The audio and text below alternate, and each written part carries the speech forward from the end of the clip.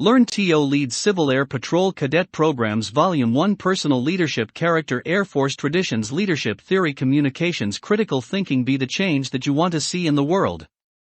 Gandhi Civil Air Patrol USAF Auxiliary 5 Learn TO Lead Civil Air Patrol Cadet Programs Volume 1 Personal Leadership Civil Air Patrol USAF Auxiliary Learn TO Lead Civil Air Patrol Cadet Programs Volume 1 Personal Leadership Leaders aren't born, they are made. And they are made just like anything else, through hard work. Vince Lombardi I am not interested in power for power's sake, but I'm interested in power that is moral, that is right, and that is good. Martin Luther King Jr., Learn TO Lead published by Civil Air Patrol Maxwell Air Force Base, a la Kurt Lafond with Neil Probst Associate Editor Some rights reserved Copyright 2010 by Civil Air Patrol. This work is licensed under the Creative Commons Attribution Non-Commercial No Derivative Works 3.0 United States license. For details, see creativecommons.org. Each person must live their life as a model for others. Rosa Parks There is no limit to what a man can do or where he can go, if he doesn't mind who gets the credit. Ronald Reagan You got to be very careful if you don't know where you're going, because you might not get there. Yogi Berra Major Nicole Malahovsky, USAF former cadet and first female Thunderbird pilot 4 Contents Chapter 1-6 Character, and the Air Force Tradition Chapter 230 The Cadet, and the Teen Chapter 362 The Art, and the Science Index 95 MCRL Educational Standards 97 Learn TO Lead Civil Air Patrol Cadet Programs 5 Volume 1 Personal Leadership America needs leaders. To remain a strong nation, America needs leaders who stand up for what is right. We need leaders who put the team's needs ahead of their own.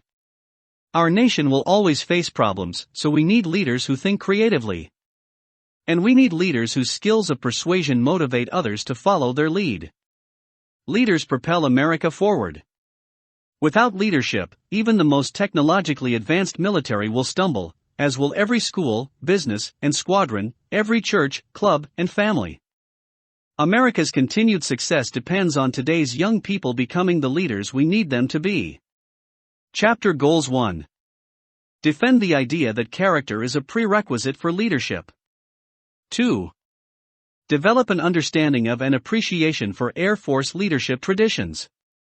Chapter 1 Character and the Air Force Tradition 6-1 Objective 1. Explain why America needs leadership. Welcome TO Leadership. What is leadership? How can a cadet become a leader? This textbook helps cadets answer those questions and more. It follows the tradition of the U.S. Air Force in its belief that everyone can develop their leadership potential through careful study and hands-on training. Although everyone can develop leadership skills, leaders remain a rare breed. Having an ability to lead sets you apart. People will look to you to get things done. Your advice will be sought after from people who are faced with tough problems. Your self-confidence will not only help you succeed, it will energize the people around you. No matter what you go on to do as an adult, you will find your cadet leadership experience invaluable. A leader's first steps. A cadet's study of leadership begins slowly at first. The first step in this journey is learning how to lead yourself. This includes learning how to contribute to a team, how to wear the uniform, how to drill, and how to follow the guidance of the leaders above you. Therefore, this first volume in the Cadet Leadership Program is called Personal Leadership. As your experiences grow, you will become ready to take charge of a team, and eventually to lead multiple teams and see complex projects through to their successful completion. Work hard. Take your leadership training seriously. Listen to your leaders and rise to the challenge represented by the Air Force uniform you wear. Volume 1, Personal Leadership. If anyone can be a leader, why are leaders so rare? Maybe it's because leadership requires hard work. Or because leadership requires an uncommon willingness to put the team's needs ahead of one's own.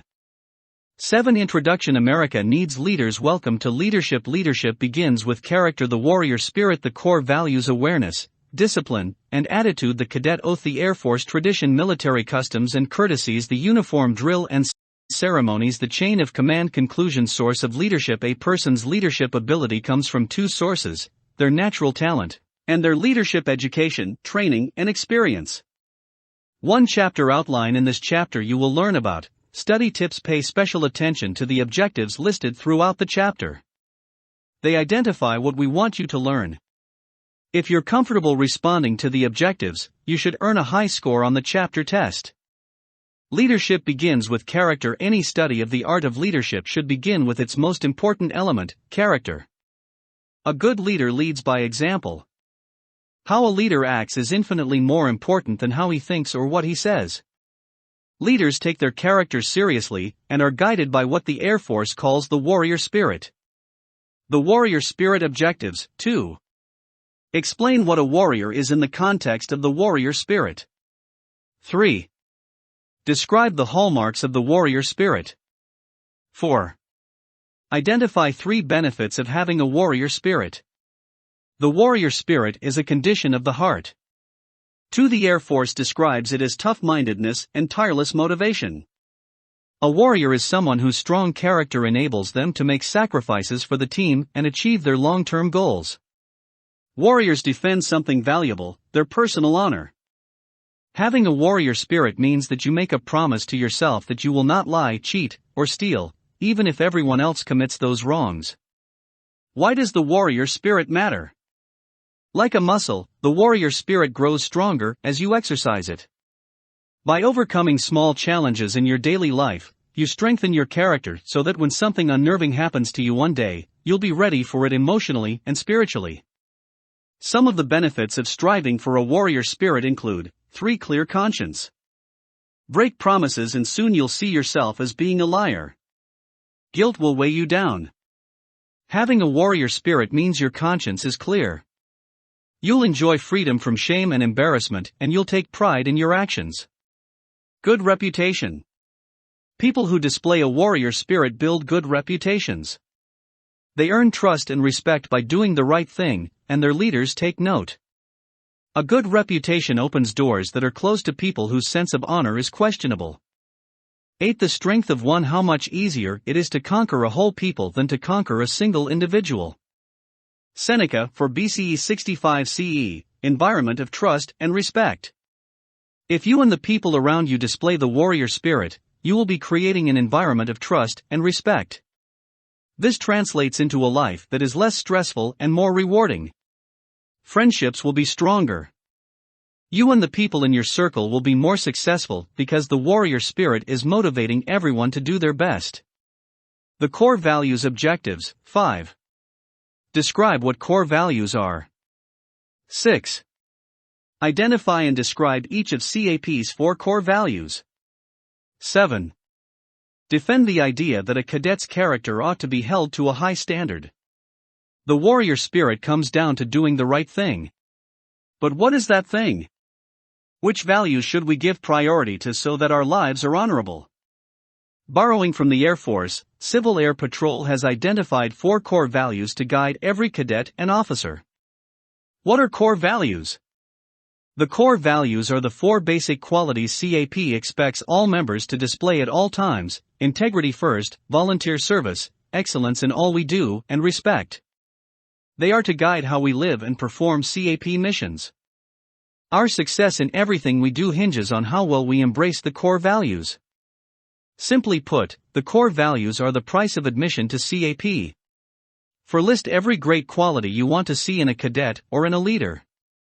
Put the list aside, and when you come back to it you will think of even more great qualities to add. It would be impossible for even 100 core values to describe the rich traditions of cadet life. Our 4 values represent the basics, and are easy to remember. They are like road signs giving us basic directions on our journey. To truly embrace the core values, we need to consider what each one means. 9. The core values and religion. The core values are independent of, but compatible with, the world's great religious traditions. All men and women of good will should be able to agree that integrity, volunteer service, excellence, and respect are important moral guideposts, regardless of their personal religious beliefs. The core values are the price of admission to CAP. Trust and respect. Cadets rely upon one another. By striving to exude a warrior spirit, they create an environment of trust and respect. Core values explained. Integrity first. Integrity is the willingness to do what is right, even when no one is looking. 5. Think of it as a moral compass or inner voice guiding your every decision. A person of integrity is honest and morally courageous. They can be counted on to fulfill their responsibilities, even in difficult circumstances. They don't blame others for their mistakes, and they don't take credit for someone else's work. Integrity is the cornerstone of military service. Volunteer service. This core value teaches us that the needs of the team and of the people we help take priority over our individual wants and desires. To put it even more simply, volunteer service is about selflessness. It's the difference between giving and taking. 6. This core value is especially important because CAP is entrusted with performing life-saving missions. Volunteer service is also evident when experienced cadets mentor and train new cadets. Excellence in all we do. Being a cadet means you value excellence. No matter what challenge is facing you, you will give it your best effort. If you value excellence, you demonstrate teamwork and know that teams accomplish more than individuals do. Moreover, to display this core value, you must make a commitment to continuous self-improvement. You must study, train, and work to better yourself and fulfill your potential in every aspect of your life. Respect. The core value of respect challenges cadets to defend human dignity. Someone who is respectful treats others as they would like to be treated. They are polite and kind. They assume their friends and even strangers act in good faith, so they give them the benefit of the doubt. Likewise, a respectful person understands that each individual is unique and accepts them for who they are, in a spirit of tolerance. 10. Integrity. 1 James Bond Stockdale. For over 7 years during the Vietnam War, Vice Admiral James Bond Stockdale, USN, was held as a prisoner of war in the infamous Hanoi Hilton. The North Vietnamese wanted him to talk, reveal secrets, become a pawn in their propaganda war, and they were willing to torture Stockdale to get their way. Instead, they found the admiral's integrity stronger than his body. Stockdale explains, "A shoulder broken, a bone in my back broken, a leg broken twice were peanuts, compared with destroying the trustworthy, self-respecting, well-behaved man within me." 7. For his tremendous courage, integrity, and skill in leading his fellow prisoners, Admiral Stockdale was awarded the Medal of Honor. How to live the core values. Objectives. 8. Describe the concept of self-awareness. 9. Describe the concept of self-discipline and explain what you can do to develop it. 10. Describe the concept of attitude and explain why attitudes are contagious. 11. Describe what you can do to develop a positive attitude. What do you need to do to live the core values? What skills do you need to develop? What concepts must you understand? Self-awareness. To know how well you are living up to the ideals of the core values requires self-awareness, the ability to monitor and judge your own actions. 8. Genuine self-awareness requires incredible honesty. Everyone has strengths and weaknesses, but it is not always easy to admit our own shortcomings, not even to ourselves. A self-aware leader understands their personal strengths and weaknesses, and habitually takes stock in their actions. Moreover, a successful leader will use their self-awareness to their advantage. For example, if you know you are weak in math, you should budget more time to spend on math homework. Likewise, if you are aware that your wilderness skills are excellent, you might consider volunteering to teach classes during a squadron bivouac. Self-discipline. The term self-discipline can be traced to the word disciple, which is a person who follows the instructions of their teacher. Discipline is all about following the right instructions, so that you achieve the right goals. Self-discipline can be defined as the ability to direct your thoughts, emotions, and actions toward a meaningful purpose. In short, self-discipline is willpower. It is a deep sense of commitment. If you do not control your emotions will control you.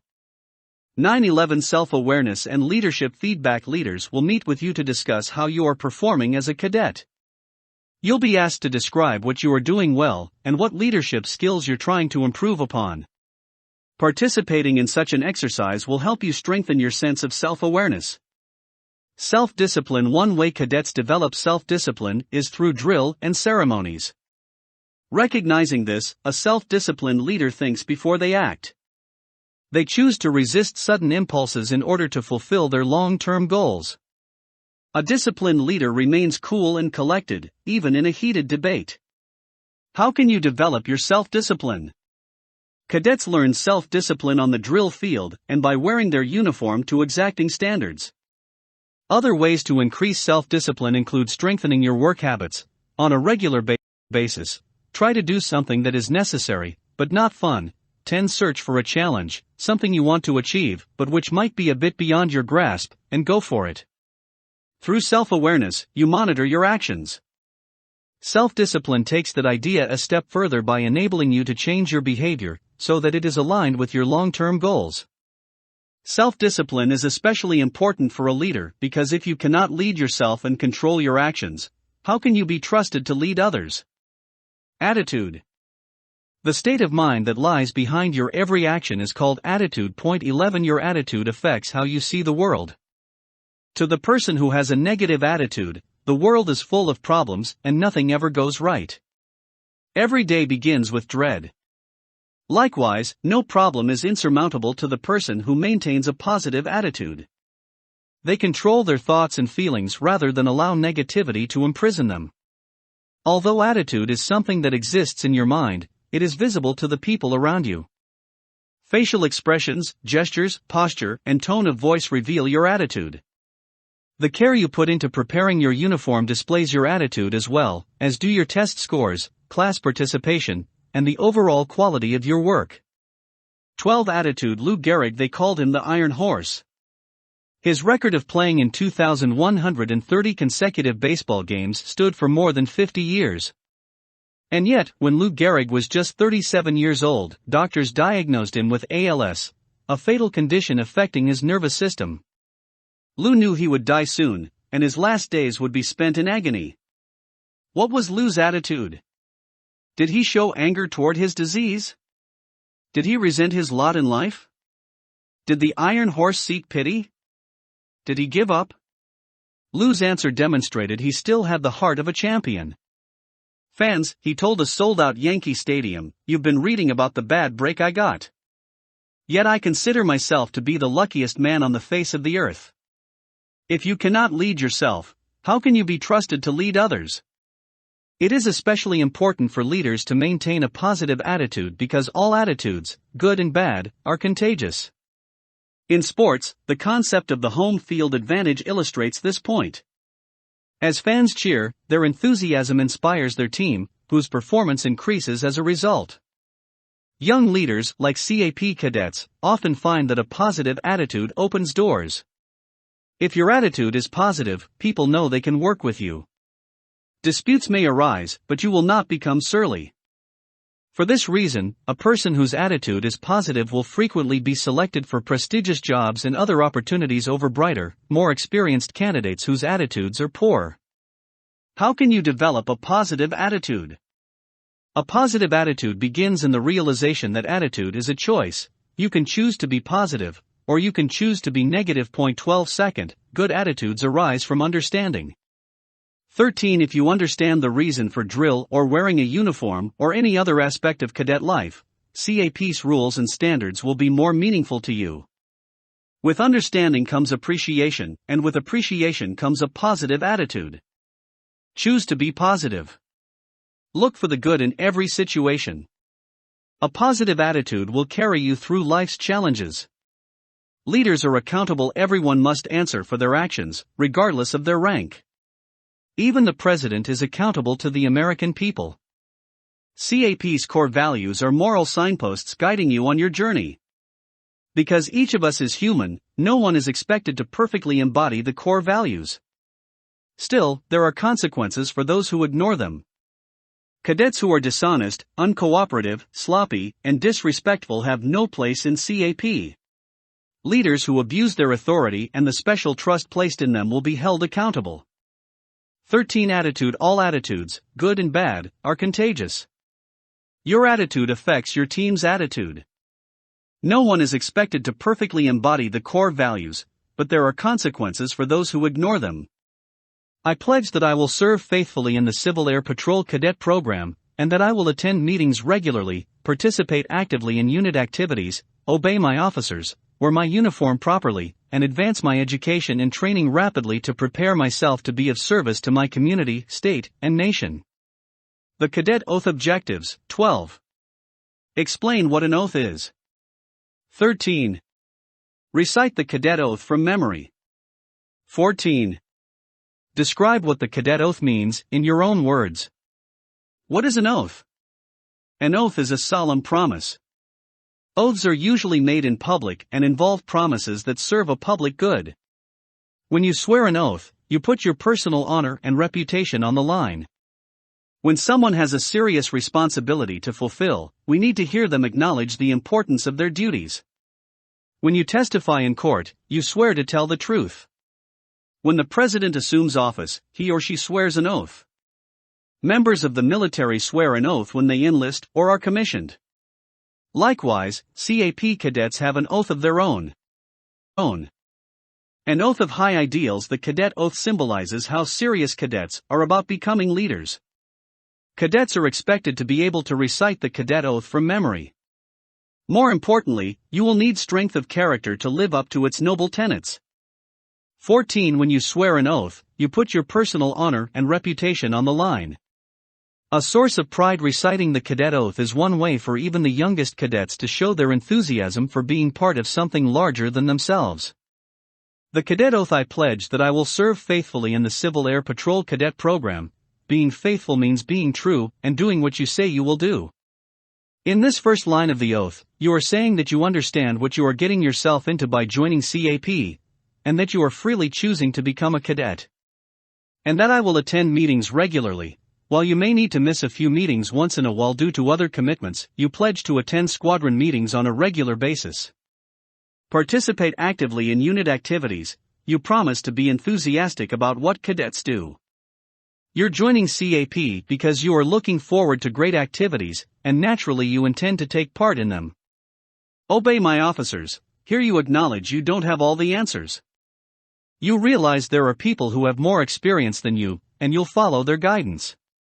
You promise to listen to your leaders. But if an officer were to tell you to do something morally wrong, you would not have to obey them. Wear my uniform properly. There is a right way and a wrong way to wear the uniform. Recognizing this, you promise to represent CAP and the U.S. Air Force well by always looking sharp in uniform. Because the cadet uniform is similar to the Air Force uniform, you know you have a special obligation to live up to the ideals it represents. And advance my education and training rapidly. The word cadet can be defined as a young person in training to become a leader. Therefore, a cadet's primary job is to learn how to lead. In the Cadet Oath you promise to take that duty seriously. To prepare myself to be of service to my community, state, and nation. CAP is a volunteer organization whose main purpose is community service. Everything we do is altruistic, meaning that it is for the benefit of others, not ourselves personally. By participating in cadet activities, you gain from those experiences, but the overall goal is to build yourself into a responsible citizen, so America benefits too. America needs leaders who look out for the needs of the community, not their own selfish desires. 15. The Cadet Oath in context. A close reading of the Cadet Oath, line by line. A promise to defend ideals. In the Middle Ages, soldiers pledged allegiance to their duke, not to their country. In America, our oaths are made in support of noble principles and democratic ideals. For example, military officers pledge to defend the Constitution. They do not swear allegiance to the personal goals of Abe Lincoln or George Bush. The Air Force tradition. Cadets follow Air Force traditions as part of their leadership training. This includes rendering military customs and courtesies, wearing the uniform, and participating in drill and ceremonies. Air Force traditions inspire cadets to take their leadership training seriously. Military customs and courtesies. Objectives. 15.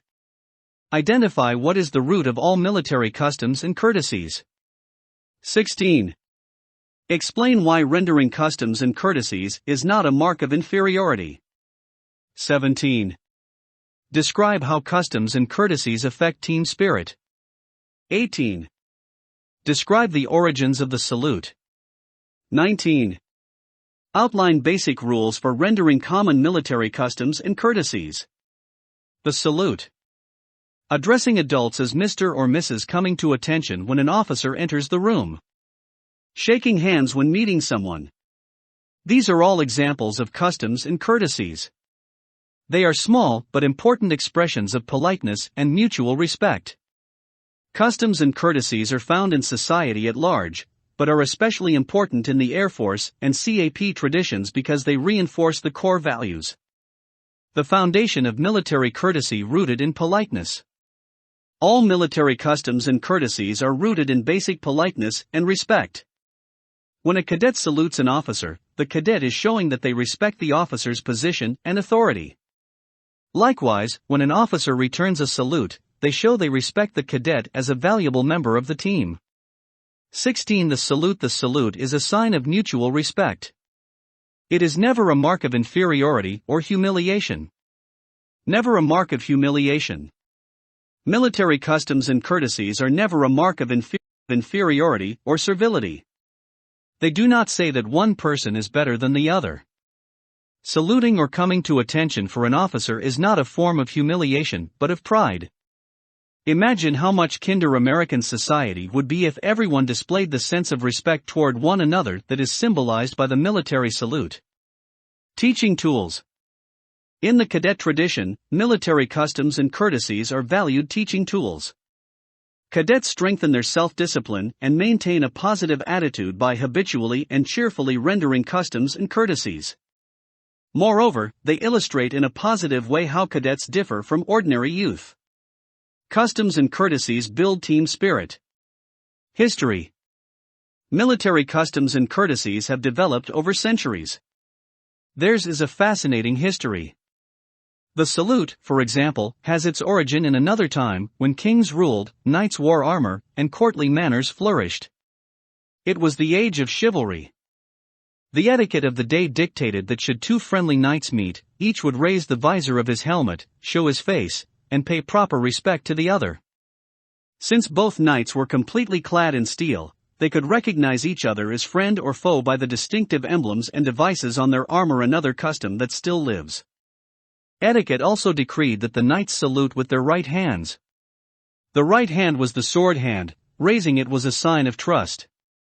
Even after modern firearms had made steel armor a thing of the past, the knightly gesture of raising the right hand continued to be recognized as the proper greeting between soldiers. The salute is the simplest form of military courtesy. Centuries after its creation, it remains a sign of friendship and mutual respect. 1417 Customs and courtesies illustrate in a positive way how cadets differ from ordinary youth. The simplest courtesy. Some military traditions are elaborate. The salute remains a powerful symbol because it is a simple, yet personal expression of respect.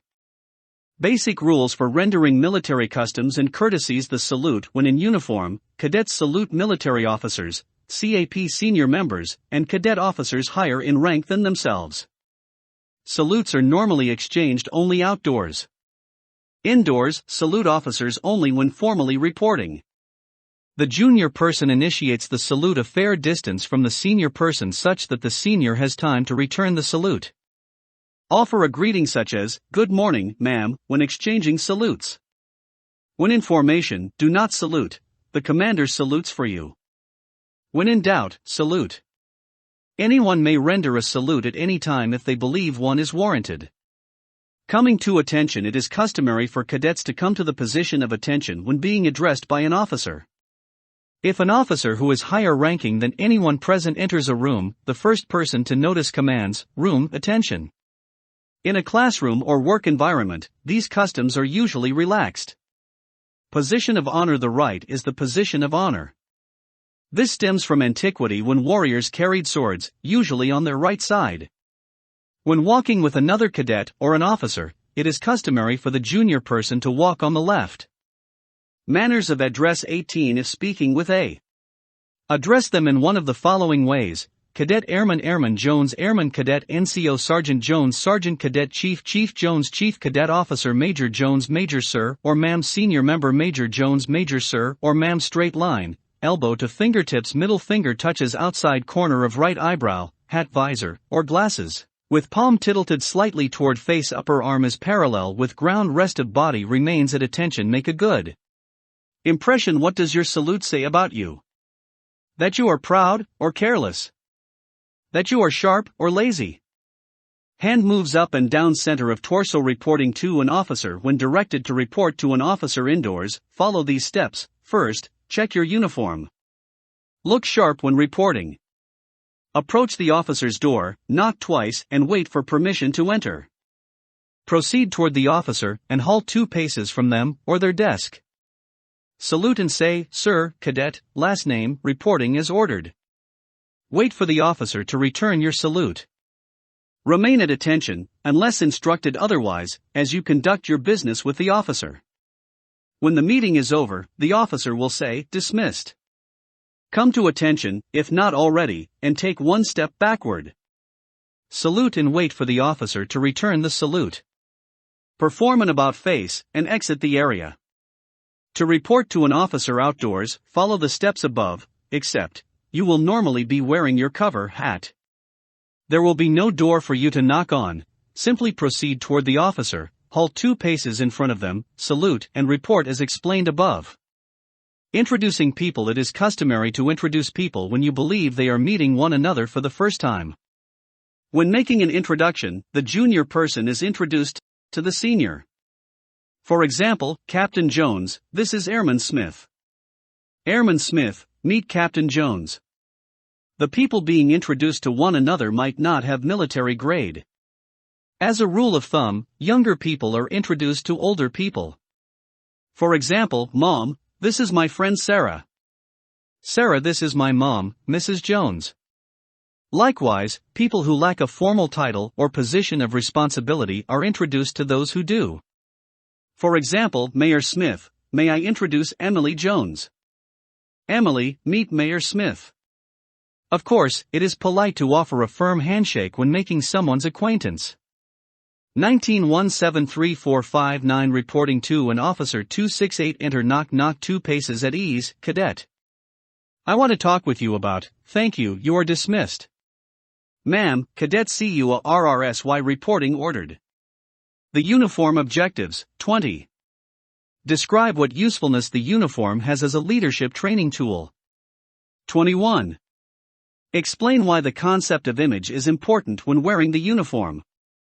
22. Defend the idea that wearing the uniform is a privilege. 23. Identify cadet grade insignia. Cadets, police officers, and McDonald's employees wear them. So do military officers, nurses, and baseball players. Uniforms build team spirit. They are a visual representation of a person's commitment to the team. They remind people of their duty and inspire them to live up to the highest standards of personal conduct. Because uniforms are unique, only CAP cadets wear the CAP cadet uniform, they are a source of pride. The uniform is the core values in cloth form. A training tool. Cadets wear uniforms as part of their leadership training. The uniform is a vehicle for learning self-discipline, personal responsibility, and self-respect. Also, to wear the uniform properly, you must pay attention to detail. Are your chevrons placed correctly? Is your back pocket buttoned? Is your nameplate on straight? Taken individually, these concerns may seem petty and nitpicky. But by paying attention to detail, you learn to value accuracy and precision. Cadets learn more than they may realize by wearing a uniform. The high privilege of wearing the uniform. How many ways are there to wear the uniform? 1. The right way. Wearing the uniform is a privilege, not a right. Because CAP is the U.S. Air Force Auxiliary and cadets wear an Air Force-style uniform, there is a special obligation to wear it properly and with pride. 2010 tips for looking sharp in uniform. 1. Keep track of your insignia. Store it in a special place at home. 2. Prepare your uniform the night before you wear it. 3. Trim loose strings from buttonholes, pockets, and belt loops. 4. Use spray starch when ironing, check the manufacturer's tag first. 5. Obtain enforcers or place cardboard behind your ribbons. 6. Look at yourself in a full-length mirror to check your appearance. 7. Keep a small handkerchief with you for dusting your shoes and brass. 8. Check your gig line whenever you exit a car or visit the restroom. 9. Avoid leaning against anything while in uniform. 10. Ask your buddy to tell you if they notice anything incorrect about your uniform. Image: for good or bad, one person's conduct reflects on everyone else in the group. Whenever you wear the uniform, you represent not just yourself, but all of CAP and the Air Force. If you look sharp and take pride in your appearance, you will create a positive impression. People will believe CAP is a quality organization, and will regard CAP cadets as being America's finest youth. Likewise, if you look sloppy and do not put much effort into your appearance, people will believe such carelessness is the norm. They may even resent you for not living up to the ideals they expect cadets to display. 21 Cadet Airman First Class Cadet Grade Insignia Cadet Colonel Cadet Captain Cadet Senior Airman Cadet Staff Sergeant Cadet Technical Sergeant Cadet Master Sergeant Cadet Senior Master Sergeant Cadet Chief Master Sergeant Cadet Second Lieutenant Cadet First Lieutenant Cadet Major Cadet Lieutenant Colonel Uniform wear. For detailed guidance on how to wear the uniform properly, see CAPM 39-1, CAP Uniform Manual. Appearance for civilians. Personal appearance is important in civilian life too. When presenting yourself for a job interview, for example, it is important to appear neat, well-groomed, and dressed appropriately. Cadet Non-Commissioned Officers, NCOs, Cadet Company Grade Officers, Cadet Field Grade Officers, Cadet Airman Drill and Ceremonies Objectives. 24. Explain why drill and ceremonies helps cadets develop leadership skills. 25. Demonstrate how to perform basic in-place drill commands.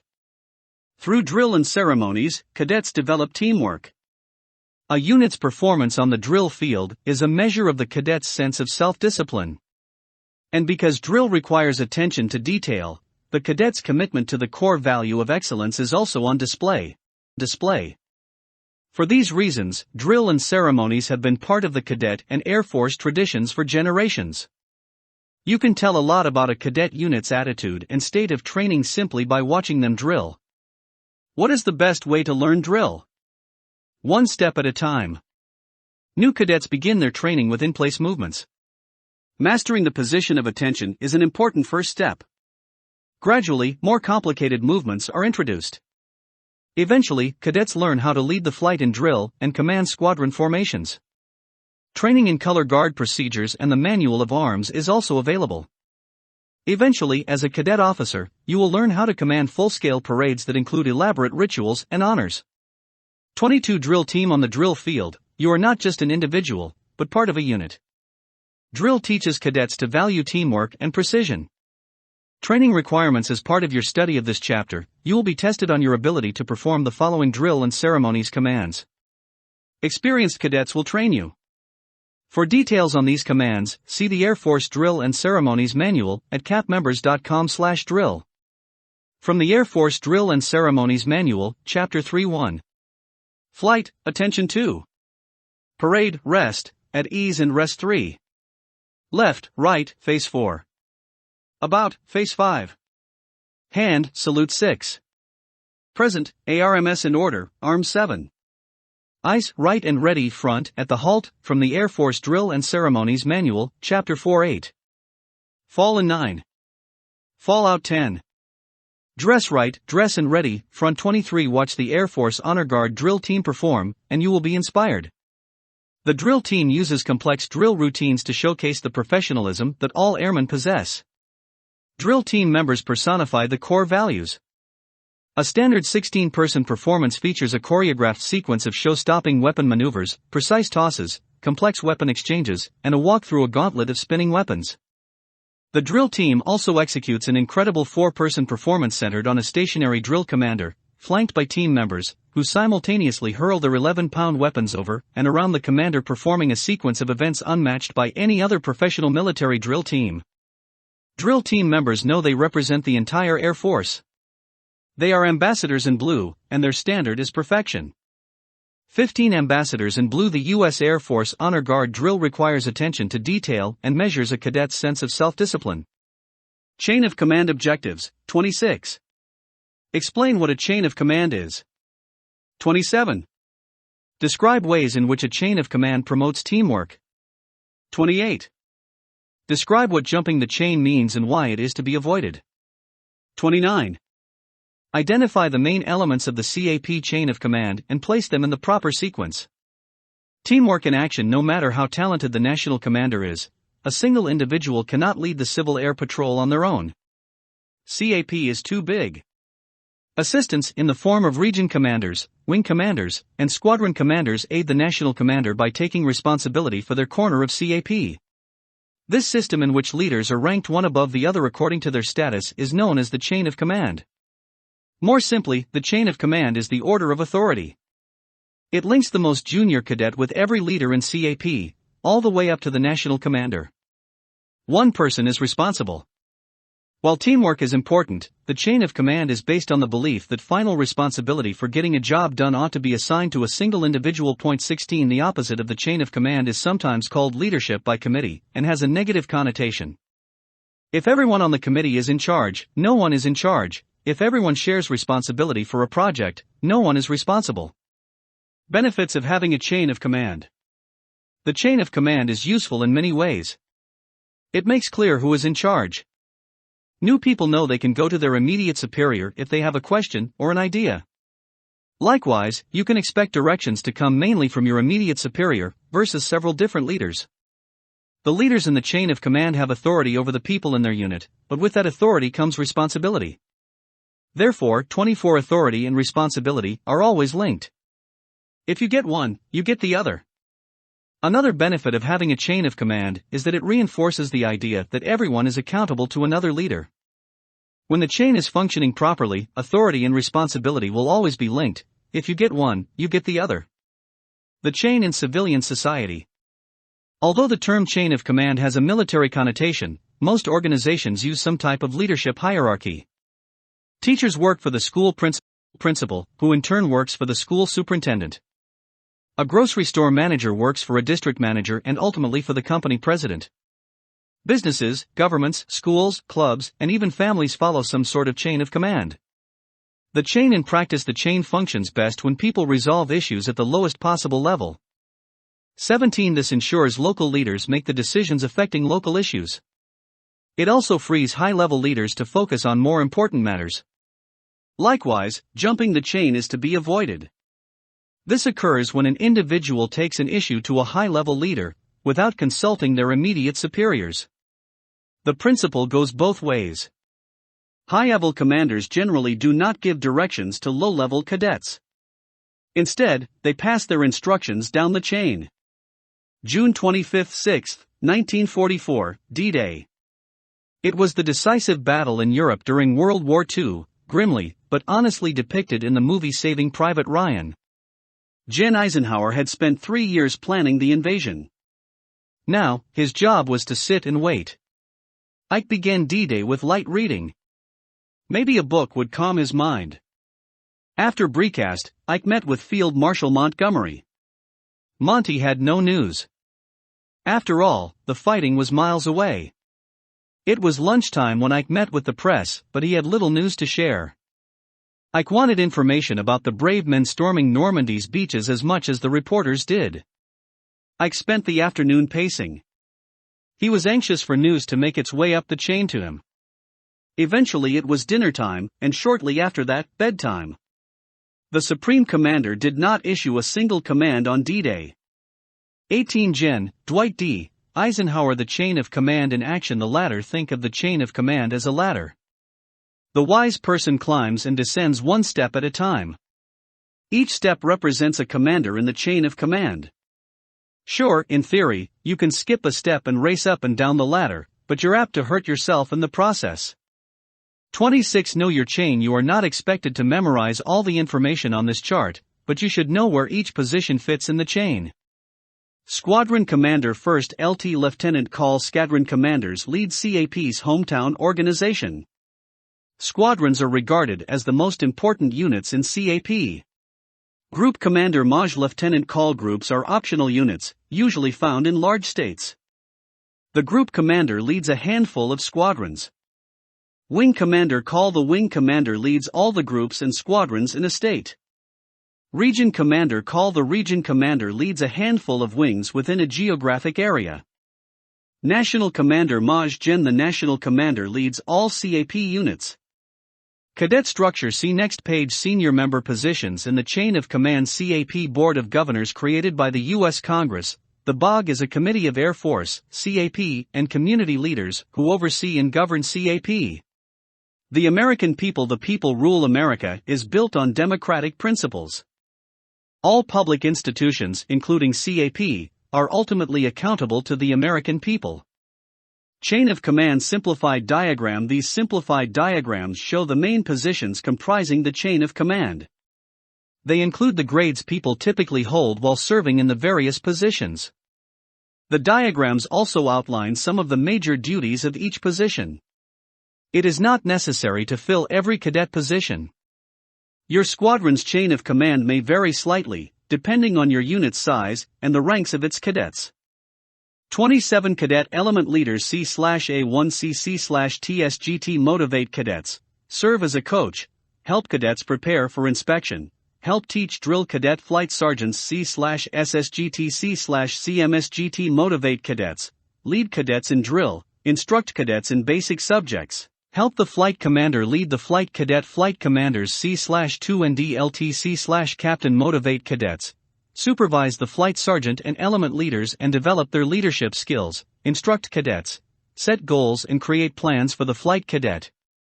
Element members. C/ABC/TSGT follow directions.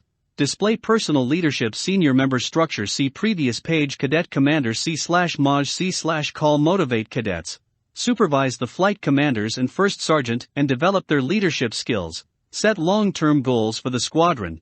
Instruct cadets. Ensure the unit achieves its goals. Cadet positions in the chain of command. The chain made visible. Cadet Executive Officer. C/Maj. C/Lieutenant Call. Supervise the cadet support staff.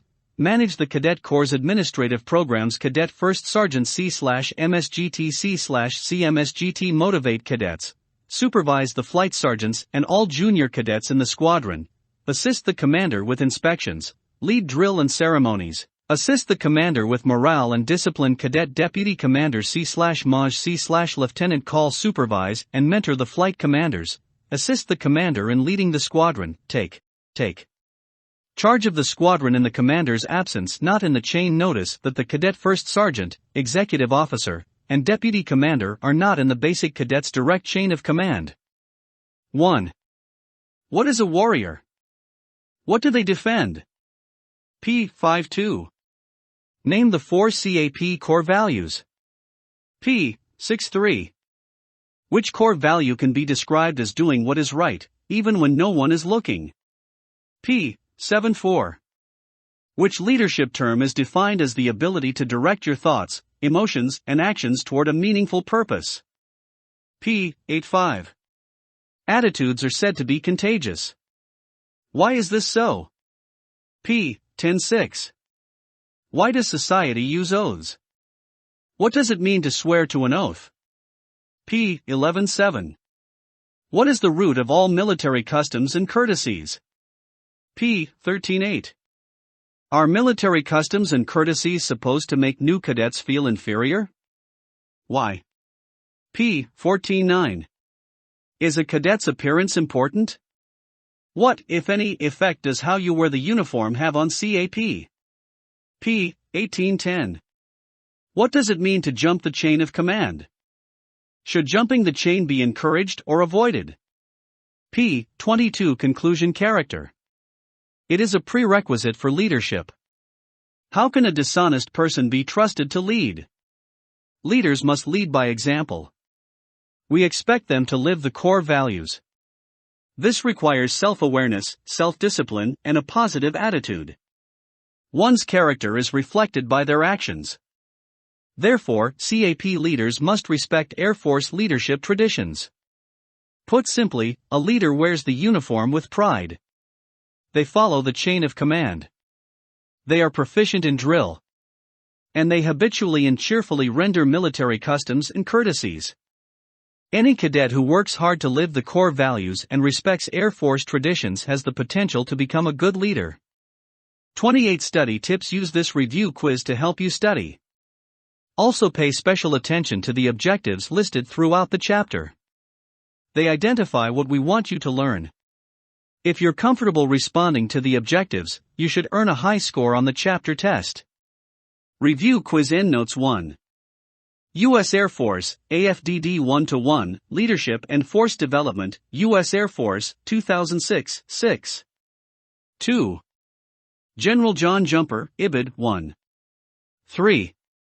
U.S. Air Force Academy, Air Force Cadet Wing Honor Code Reference Handbook, U.S. Air Force Academy, 2006, 1.9. 4.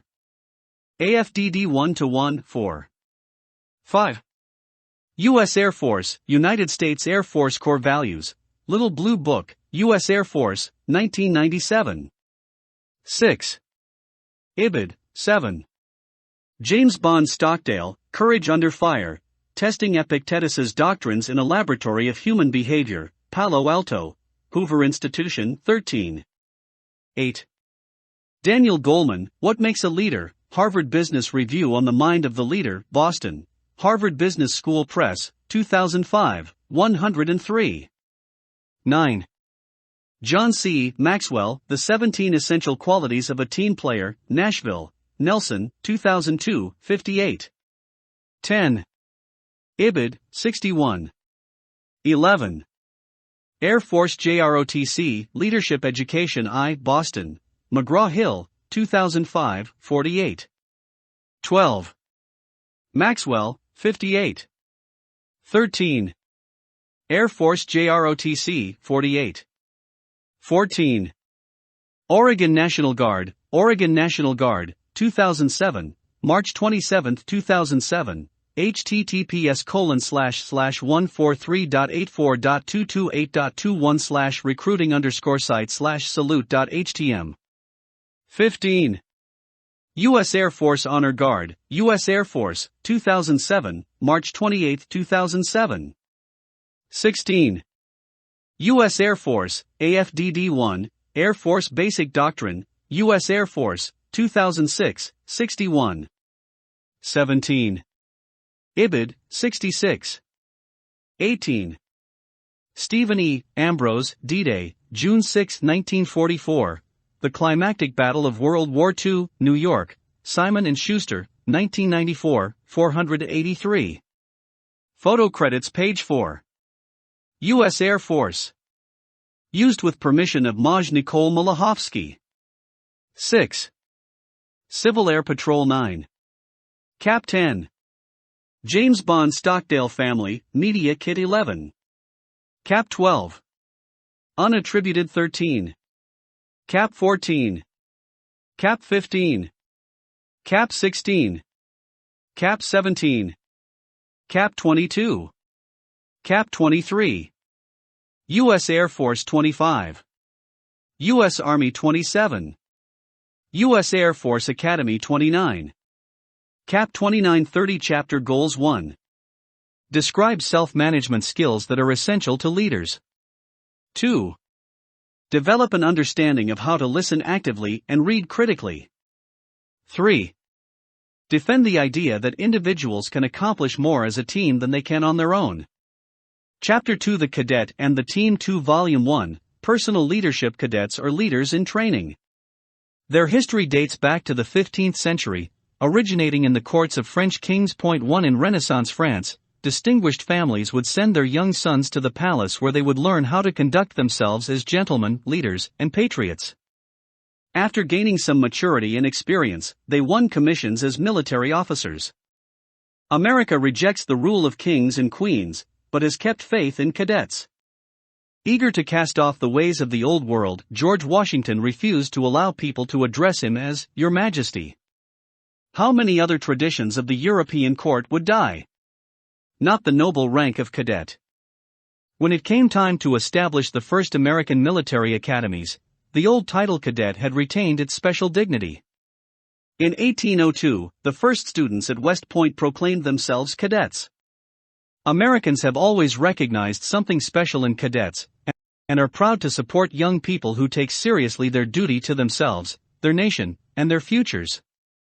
How should a cadet pursue their goal of becoming a leader? Some of the first steps seem to be to take responsibility for oneself, to invest fully in the ethic of teamwork, and to learn how to communicate with other leaders. Those are the themes of this chapter. 31 Introduction History of the Cadet Self-Management Personal Goal-Setting Ethical Decision-Making Efficient Time Management Healthy Stress Management Teamwork Characteristics of Teams Qualities of Good Team Players Your Mentor and You Communications Active Listening Questions and the Importance of Feedback Reading Critically Drill and Ceremonies Conclusion Chapter Outline In this chapter you will learn about self-management objectives. 1. Define the term self-management. 2. Defend the idea that good leaders need to develop self-management skills. If you aspire to become a respected leader, you must take responsibility for your actions. Leaders will help you develop your potential, but there is no escaping the fact that you are in charge of you. Therefore, to become a successful leader, you will need to practice self-management, the process of directing and controlling your actions so that you can achieve your goals in life. If you have good self-management skills, you take ownership of the goals you set for yourself, the decisions you make, how you use your time, and how you control stress in your life. Personal goal setting objectives. 3. Describe the concept of a future picture. 4. Outline the steps used in the goal setting process. 5. Describe benefits of setting personal goals. A goal is simply a dream with a deadline. Goals describe what you want to achieve in your life.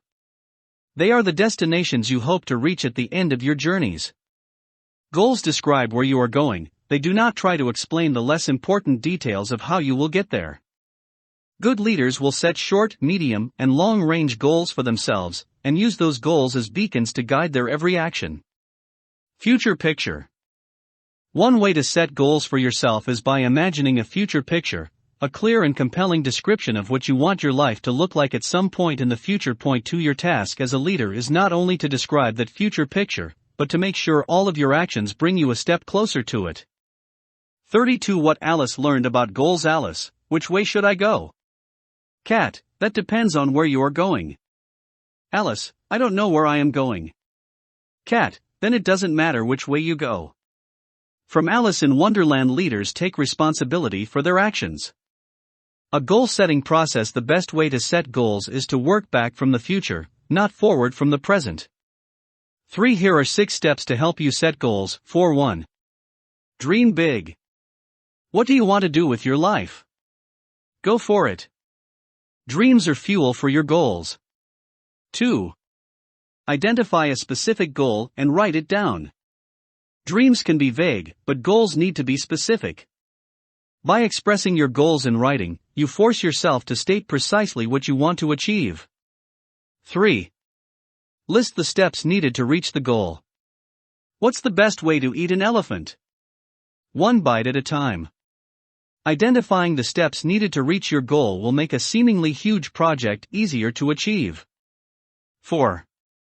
Get help and support from others. Tell your friends and family about your goals. They might be able to offer advice or open doors for you. Plus, you're more apt to succeed if people you care about are encouraging you. 5. Work toward your goal, 1 step at a time. Take stock in how you're doing. Are you on schedule? How many 33A Dream achieved? This 4th class cadet, left, is being formally accepted into the cadet wing at the U.S. Air Force Academy. No doubt, it took several years of hard work to achieve this dream. Do you dream of becoming an Air Force pilot? That would be an excellent long-range goal. Working backwards from this goal, you learn you must become an Air Force officer and graduate from college. How do you do that? Still working backwards, you see the importance of earning good grades in school, so you set a medium-range goal of earning B's or better this semester. How do you do that? You set short-term goals calling on you to keep up with your schoolwork daily. Working back from the future, you've identified how to achieve your long-range goal. Goal setting is an easy concept to grasp. The challenge is ordering your life so that everything you do brings you one step closer to your dreams. Personal goal setting and example tasks have you completed? What remains? Are you experiencing any difficulties? Can anyone help you overcome them? 6. Reward yourself along the way and when you complete your goal. The bigger the goal, the farther away it always seems. By rewarding yourself as you make progress toward your goal, you give yourself incentives to keep going and not give up. Benefits of goal setting. By now it should be clear that goals give you a sense of mission, a rudder, a meaningful purpose. Without goals, you are simply adrift with no direction and no destination in mind. Therefore, having goals will help you focus your time, energy, and talents on activities that propel you forward. 5 Ethical decision-making objectives. 6.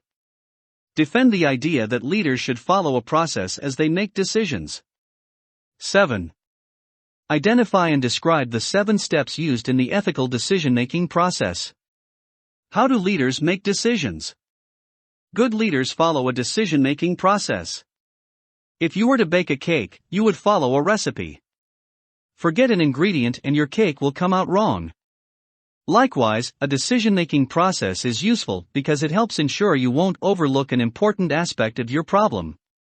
Outlined below is one model for making decisions. 6.1. Stop, think and define the problem. The old adage, think before you act, is good advice. Before making a decision, stop and think. People are apt to make foolish decisions when they are under pressure. Then, as you think about the situation, try to define the problem in precise words. At first glance, it can seem shapeless and vague. Define the problem and write it down. You cannot solve a problem if you do not know exactly what it is in the first place. 34 Stop and think. How do you make decisions?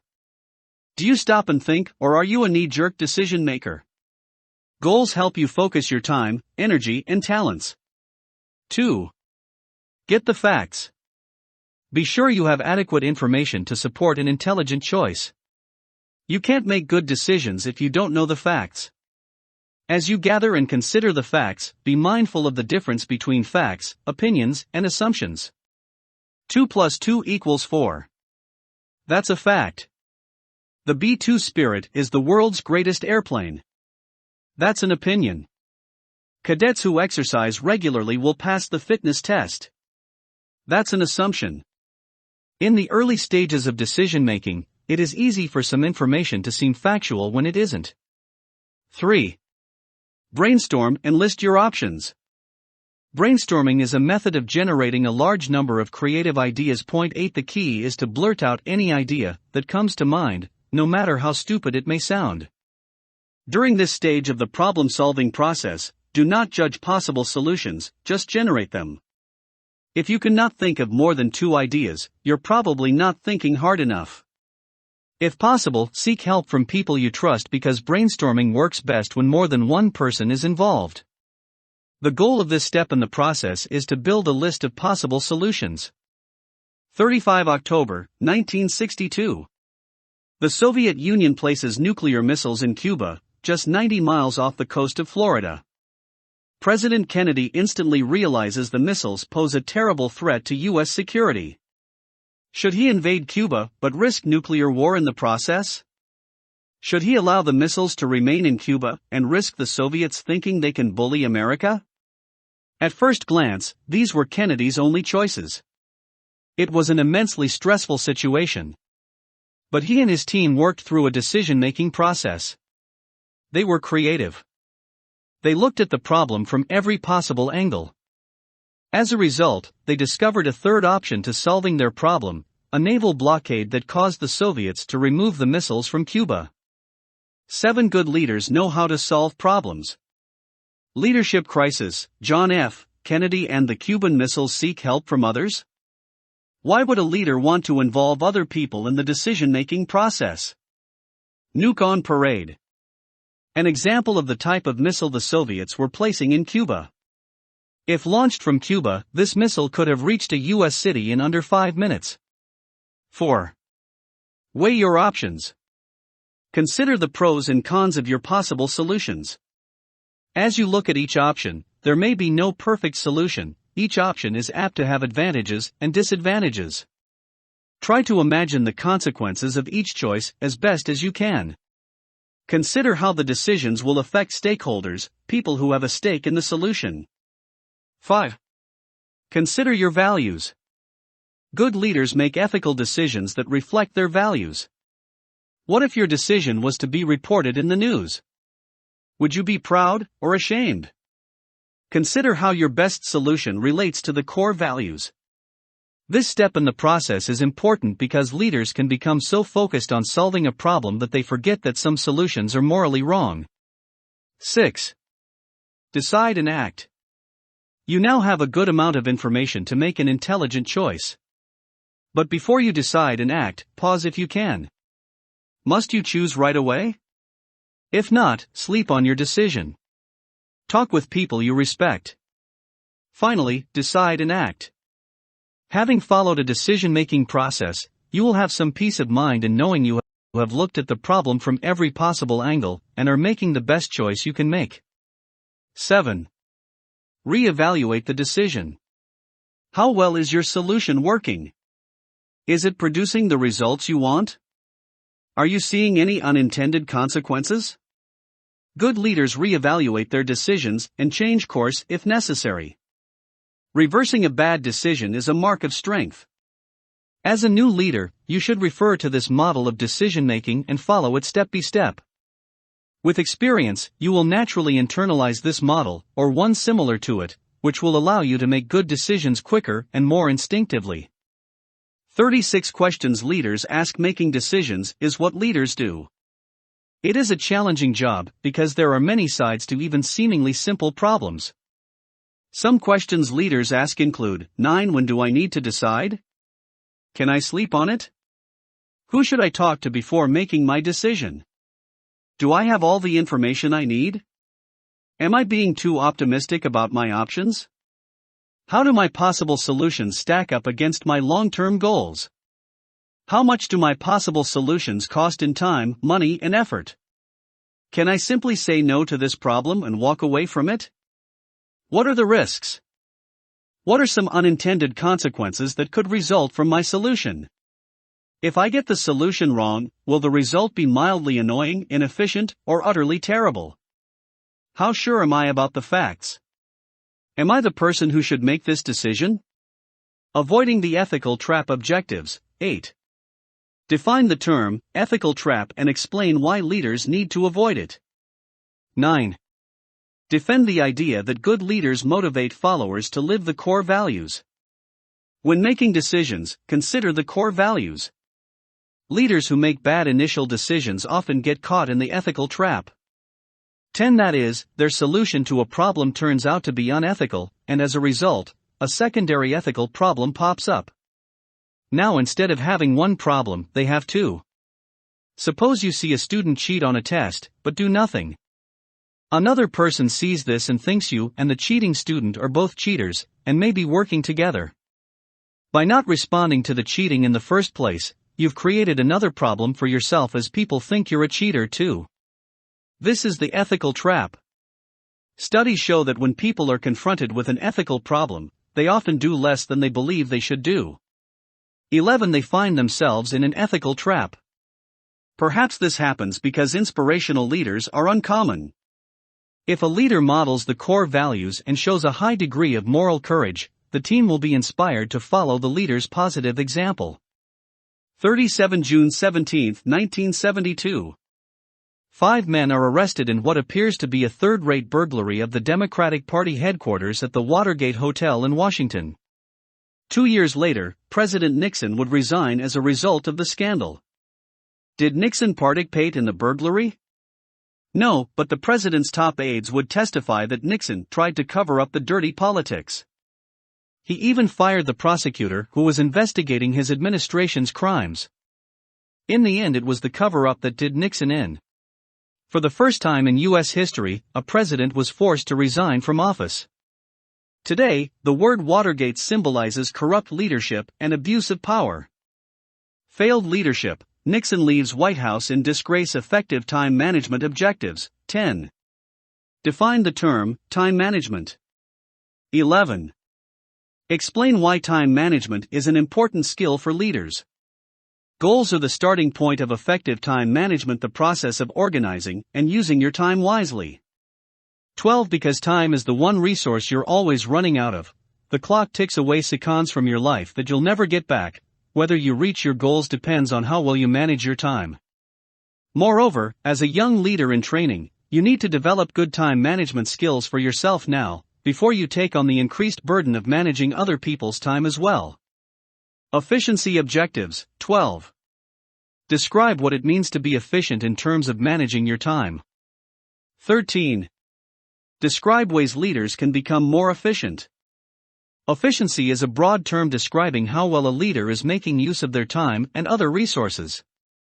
Had you ever felt you had so much to do, but not enough time to do it? Perhaps you were working inefficiently. The old saying, work smarter, not harder, suggests that leaders can save time if they think critically about their jobs. Some examples of how to do this include, pay attention. One way to save time is to pay attention to the instructions of teachers, parents, and other leaders. Listen carefully. Take notes. Ask questions. Have the leader clarify anything that seems unclear. Developing such a habit saves you time and shows others that you respect their time too. Come prepared. It costs time to save time.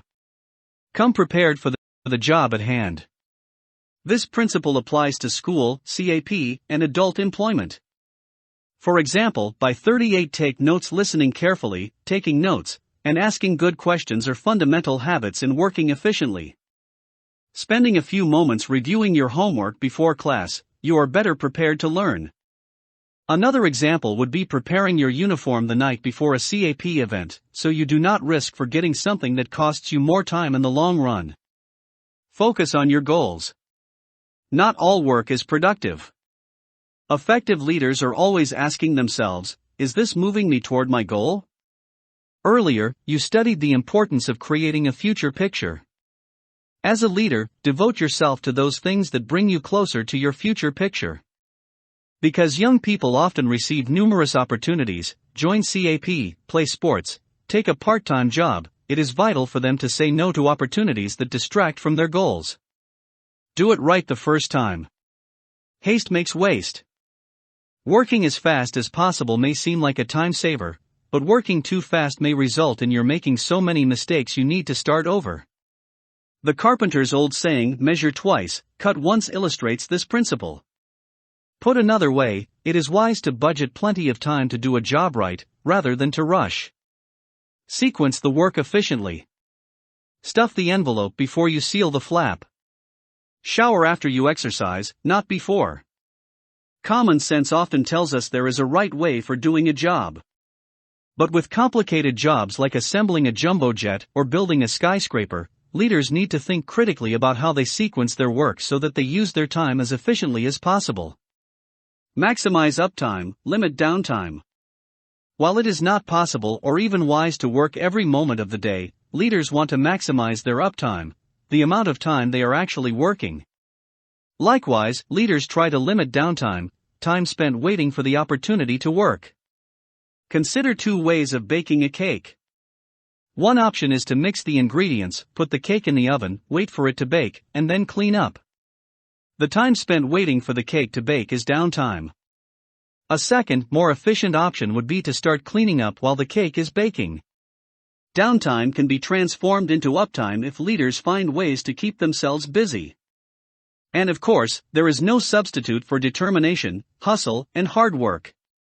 39. Do it right the first time. When contributing to life-saving humanitarian missions, time management skills are critical. Procrastination objectives. 14. Define the term, procrastination. 15. Describe reasons why people procrastinate. 16. Describe ways to overcome procrastination. Perhaps the leader's biggest enemy in managing their time is procrastination, the practice of putting off for no good reason a task that should be done right now. Point 13. There are many reasons why people procrastinate, including fear of failure, uncertainty about what they are supposed to do, not knowing where to start the task is unpleasant, desire to work tasks that are more fun. How can you overcome procrastination? As with any problem, the first step toward a solution involves admitting there is a problem. Once you know you procrastinate, try to identify why you are avoiding the task. If the problem is you've been assigned a huge project like writing a 40-page term paper, and you simply don't know where to begin, try solving that problem first. Some ways to beat procrastination include: consider your peace of mind. Procrastination affects your ability to relax. Deep down you know you should be hard at work when you're not. To motivate yourself, think about how good you'll feel and the freedom you'll earn to do something more enjoyable once the unpleasant task is behind you. Break the job into small pieces and work on one piece at a time. This is a good way to think about projects that seem enormous. As you complete the tasks on your list, cross them off to show yourself that you're making progress. Jump right in. Instead of thinking about the 10 different ways of approaching a project, just jump in and get to work. Getting started on a jigsaw puzzle, for example, is very difficult. With so many individual pieces, there's no clear place to begin. You just have to jump in and find your way as you go along. 40 To fight procrastination, break a big job into small pieces. Tell me if anything ever was done. His energy and talents were too often wasted on doodles and unfinished projects, submarines, parachutes, and helicopters, for example. Leonardo da Vinci was a procrastinator. He got around to finishing his famous painting, The Last Supper, only after his patron threatened to withhold money. It took him 20 years to finish the Mona Lisa. Procrastinators, you are in good company. Publicly commit to the work. Suppose you know you should talk with someone about a difficult subject. Instead of procrastinating, send the person an email saying you'd like to talk with them at a specific day and time. Scheduling an unpleasant task in a way that makes it hard to turn back is one way to force yourself to perform. Use rewards. Make a deal with yourself. Tell yourself that when you complete the task, you'll reward yourself with something fun. Rewards can be simple. For example, when you finish your math homework, let yourself play a video game for 15 minutes. Then when you finish your English homework, give yourself another 15-minute break. Tools for managing your time. Objective 17. Describe tools useful in managing your time. You are in charge of you. If you do not get yourself organized and manage your time, no one else will. Your system for doing this can be as detailed, or as simple, as you want it to be. Described below are some recommended time management tools. Keep a calendar. Keep track of appointments, deadlines, events, birthdays, and the like on a calendar. Software programs can track this information and even remind you when an event is coming up. The level of detail you put into your calendar is up to you. Organize your time down to the half hour, or just track the tasks you want to accomplish that day. Wear a watch. One of the best ways to ensure you are on time is to know what time it is. Keep a notepad. No one's memory is perfect. Use a notepad for recording homework assignments, outlining instructions given to you by leaders, making lists of things you want to do, and for collecting your great ideas. 41 The busy man. If you want to get a favor done by some obliging friend, and want a promise, safe and sure, on which you may depend, don't go to him who always has much leisure time to plan. If you want your favor done, just ask the busy man. The man with leisure never has a moment he can spare. He's always putting off until his friends are in despair, but he whose every waking hour is crowded full of work forgets the art of wasting time. He cannot stop to shirk. So when you want a favor done, and want it right away, got to the man who constantly works 20 hours a day. He'll find a moment somewhere that has no other use and help you, while the idle man is framing an excuse. Author unknown. Create do lists. Efficiency experts believe that prioritized do lists are essential time management tools. Point 14 Step 1 in the process is to list all the tasks you need to complete in the near future. Step 2 is to identify whether the task is urgent, routine, or low priority. The third and final step is to prioritize the tasks within each of those three categories. Such a system helps focus leaders on the tasks that are most important, while temporarily setting aside tasks that might be nice to do but are less pressing. Make a time inventory. If you are having trouble managing your time, one way to take charge of the problem is to make a time inventory. To do this, keep a notepad with you at all times throughout the day. Every time you start a new activity, make a note. It is important to be as detailed and precise as possible in your notes. At the end of the day, analyze your notes to see how you are spending your time. You might be surprised by how much time you spend watching TV, surfing the web, talking with friends, etc. Once you know exactly how you are spending your time, you can manage it better. Allow for flexibility and fun. People are not machines. They have a genuine need for fun, spontaneity, and relaxation. If these needs are not met, a person will become frustrated and unhappy. In extreme cases, their health can suffer.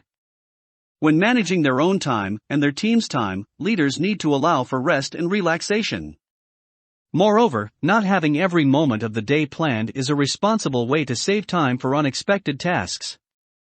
42. Imagine you have a jar, some big rocks, some little rocks, and some sand. What's the best way to fit the maximum amount of rocks and sand into the jar? First, you place all the big rocks in the jar. Gradually you start adding the little rocks. Sand comes last because it is small and spills down into the little gaps between the rocks. What does this exercise say about time management? That no matter how full your day is, chances are there's a way to fit even more activity into it? Perhaps. After all, if you shake your jar of rocks, you can probably create space for even more sand. More importantly, this exercise shows that you'll never fit the big rocks into the jar unless you place them first. A jar already loaded with small rocks and sand cannot hold a big rock. What are the big rocks in your life? Are you placing them first? Goals, rocks, and sand. How to create a prioritized do list. Make a list of the things you need and want to do in the near future. How important is each task? High, the most important things you could do today. Medium, tasks that are important but could wait until another day. Low, tasks that would be nice to do but are definitely less critical than the others. Next, within the high, medium, and low groups, rank the tasks 1, 2, 3, etc. You now have a do list where the tasks are arranged in a way that is consistent with your goals. 15. High 1. Study for tomorrow's math test 2. Bake cake for mom's birthday party tonight. Medium 1. Run/walk for 30 minutes 2. Write first draft of term paper, due next Friday. 3. Make dentist appointment. Low 1. Apply for summer encampment. 2. Start planning next Saturday's hike up Mt. Lafayette. Healthy stress management objectives. 18. Define the term stress. 19. Describe how stress can be both positive and negative. 20. Explain why leaders need to be able to manage their stress. Stress is the body's response to change. 16. The word is often used in a negative way. For instance, you might say you are stressed out because you have so much homework to do. But stress is designed to be a lifesaver. In a time of danger, stress gets your adrenaline going so you can move quickly to dodge a harmful threat. Also, having a little stress in your life can help you achieve more because it energizes and pumps you up. 17. As a leader, you need to manage and control the stress in your life. If stress is left unchecked, it becomes a destructive force that will harm your body, paralyze your efforts, and drive you toward dangerous behaviors. Sources of stress. Objectives. 21. Define the term stressor. 22. Describe everyday occurrences that can produce stress. 23. Explain why young people are more prone to stress than adults. Where does stress come from? Anything that causes stress is called a stressor. 18. Stressors range from everyday annoyances to serious personal problems. 43. Allow time for fun. People genuinely need time to have fun. If this need is not met, a person can become unhappy. Even their health can suffer. A leader manages and controls the stress in their life. Arguing with a friend, moving to a new city, being picked on at school, breaking up with a girlfriend or boyfriend, being around a drug user, being upset with your parents, worrying about your personal appearance, getting glasses or braces, coping with the death of a pet, friend, or relative. Stressors can include events like: young people are more prone to stress than adults for several reasons. 19. First, just growing up and discovering who you are is stressful. Second, because young people lack the experience adults have amassed, they do not always realize that ups and downs are a normal part of life. It is common for teens to believe minor stressors are major problems. Third, a teen's social world is less stable than an adult's. Their circle of friends is more apt to be in a state of flux. These factors make the teen years among the most stressful times in a person's life. Resilience objective, 24. Define the term resilience. Stress will always be a part of your life. The key is knowing how to control and limit it. Resilience is the ability to bounce back and recover from adversity. 20. It is the ability to return to your original form and position. Think of a rubber band. You can stretch, twist, and snap it, but it will always return to its normal state. That's resilience. How will you achieve your goals depends on whether you bounce back from adversity. Moreover, followers expect their leader to have self-control and not to let stress affect the team. 40. For the teen years are among the most stressful times in a person's life. Cancer nearly killed him. But Lance Armstrong fought for his life. He not only survived, but continued to dominate the sport of cycling. Pain is temporary, according to Armstrong. It may last a minute, or an hour, or a day, or a year, but eventually it will subside and something else will take its place. If I quit, however, it lasts forever. 21. A model of resilience. The 7-time winner of the Tour de France considers himself a cancer survivor, not a cancer victim. Resilience, Lance Armstrong coping styles objective, 25. Describe each of the 7 steps used in managing stress. How do you cope with stress? Do you tackle the problem head-on? Do you do something you hope will make you feel better, like eat when you're not really hungry, or retreat to the safety of your bedroom? Do you completely ignore stressors and just hope they magically disappear?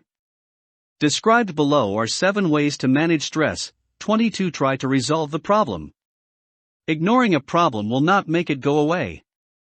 If you are upset with someone, talk it out. If you upset someone else, apologize. Release some stress by talking with a friend about what is bothering you. People who try to fix their problems tend to be emotionally healthier. Avoid things that bring you down. To manage stress, know yourself. What brings you down? What makes you tense, frustrated, or upset? Knowing what bothers you and when taking steps to avoid those stressors is one way to manage stress. But it is not a foolproof way. Sometimes you simply cannot avoid stressors. You might have to sit next to a jerk in math class.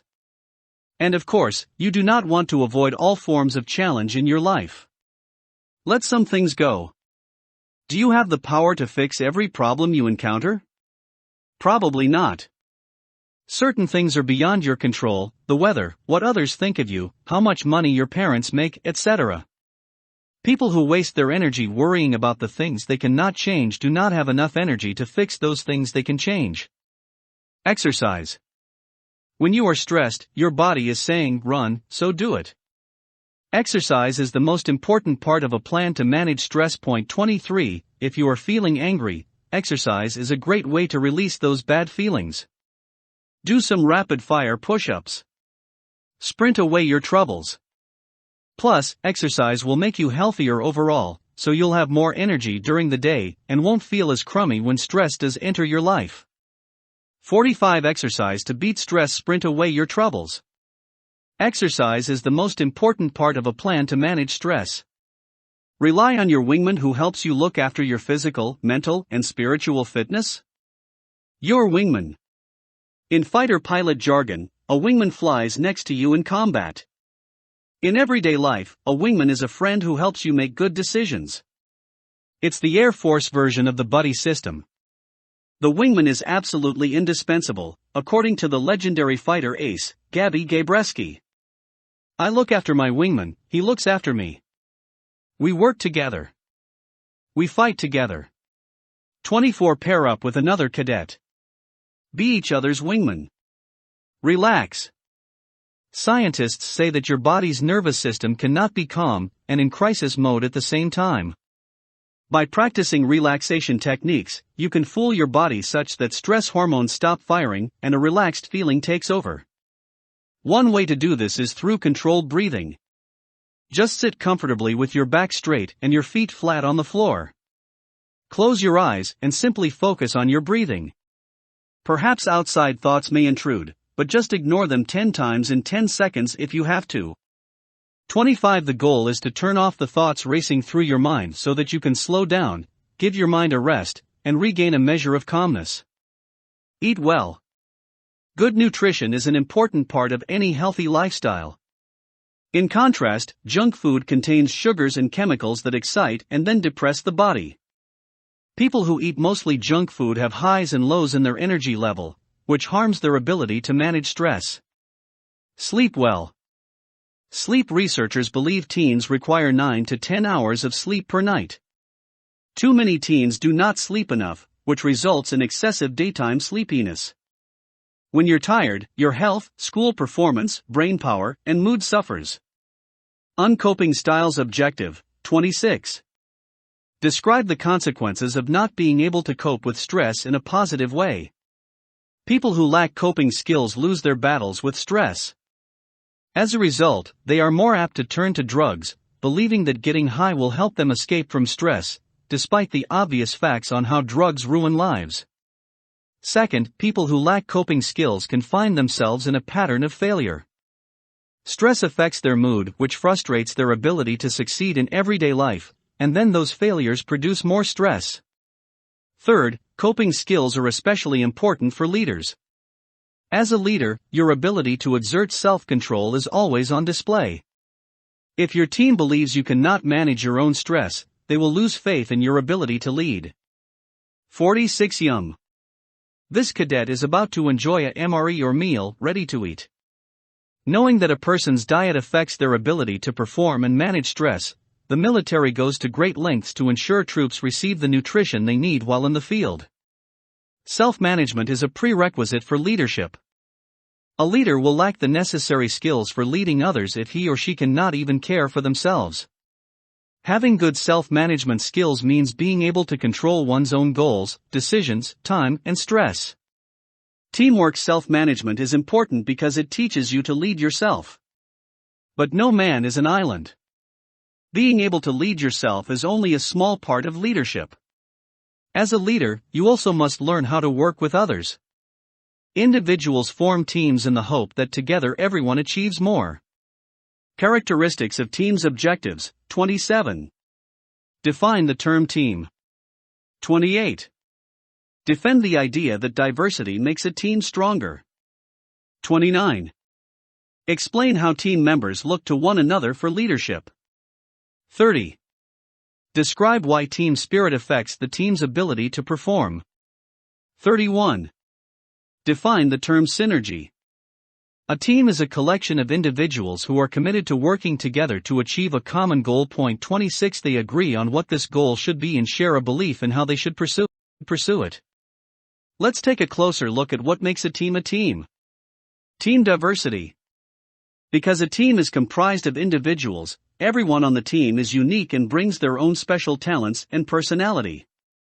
Great teams use individual special skills to their advantage. One person's strength helps overcome another person's weakness. 27. Team leadership. By being so committed to working together, team members often look to 147. Teamwork. None of these cadets could safely move an injured person on their own, but working together they can. Together everyone achieves more. Another, not just to their boss, for leadership. They pass information to each other, encourage their fellow teammates, and solve problems together, rather than waiting for the leader's directions. 28. Team spirit.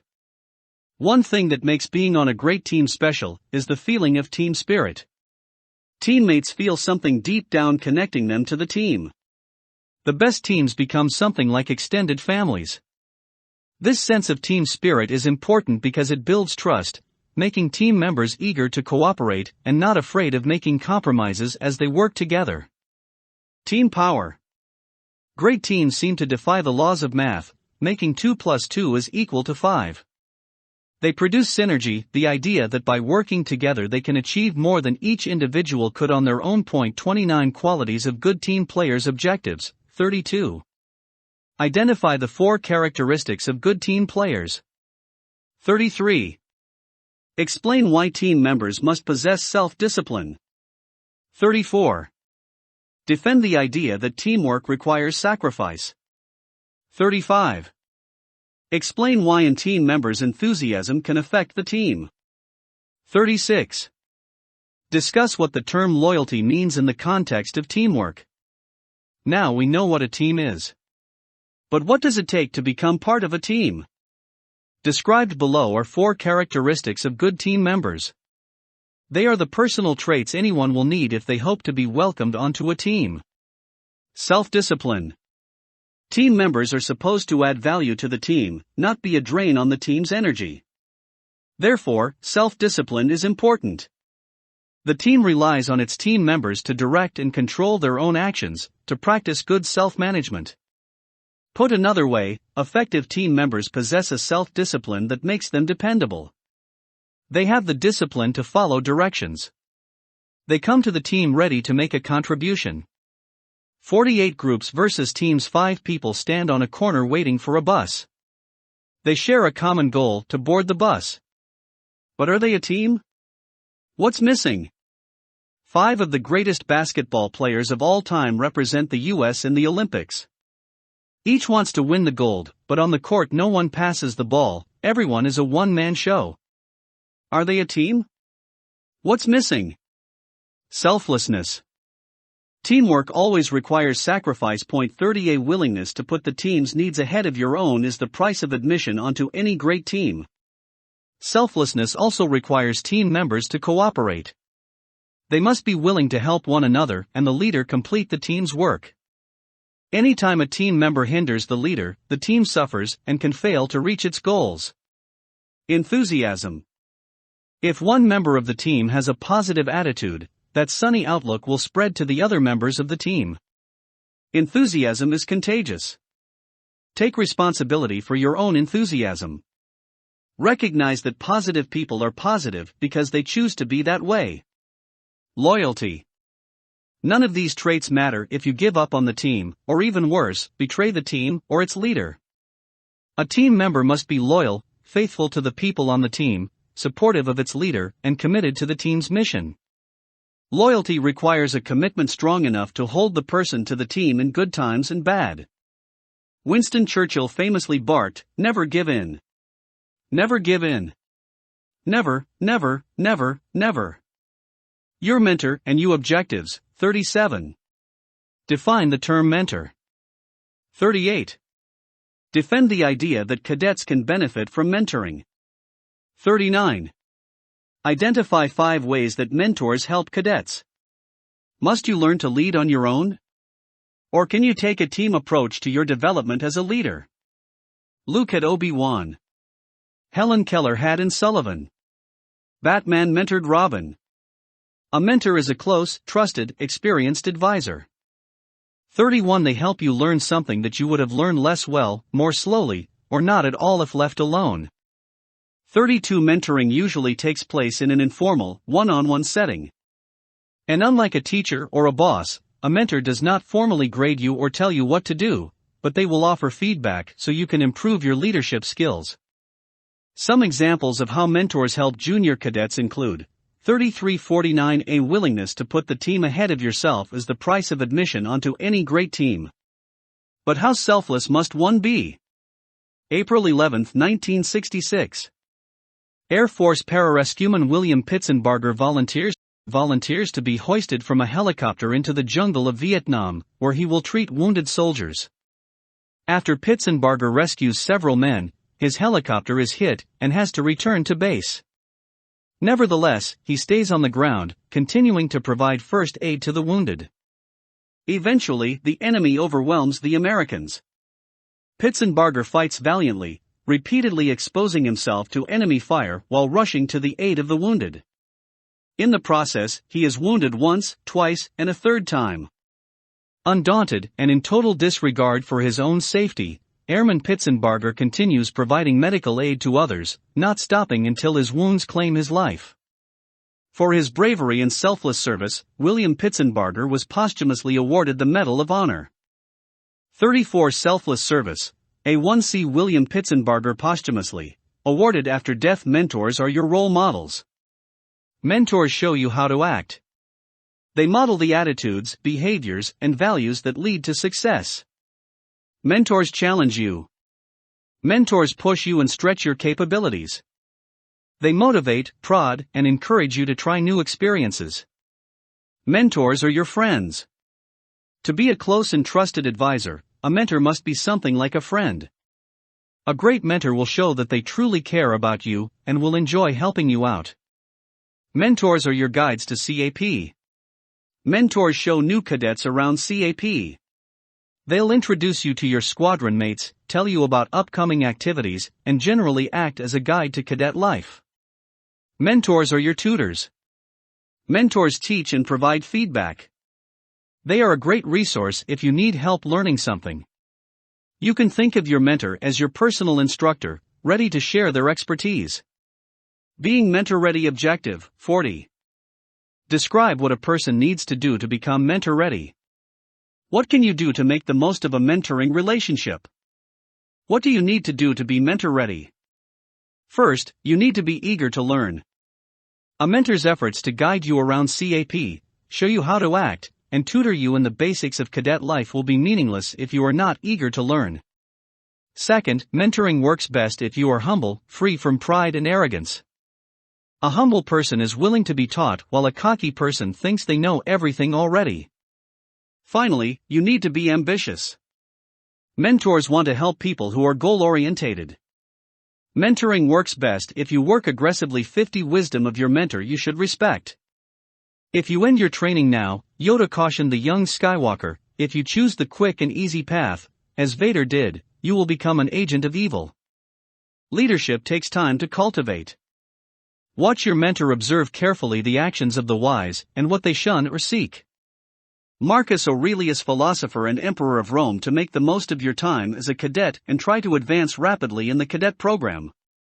Because a mentor's job is to help people help themselves, you retain responsibility for doing your own work and solving your own problems. Communications. The single biggest problem with communication, writer George Bernard Shaw tells us, is the illusion that it has taken place.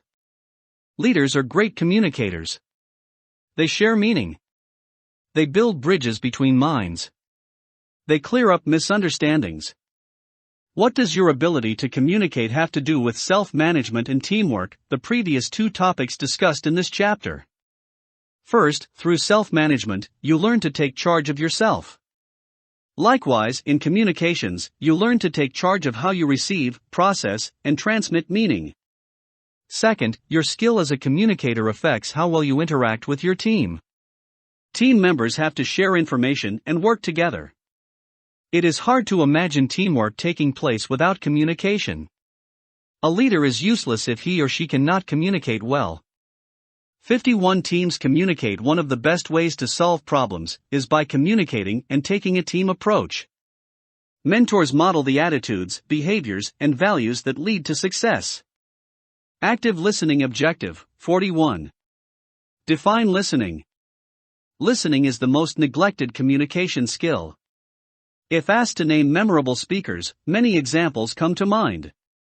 Winston Churchill, "We will fight on the beaches," Martin Luther King, "I have a dream," Ronald Reagan, "Tear down this wall," but who can name a great listener?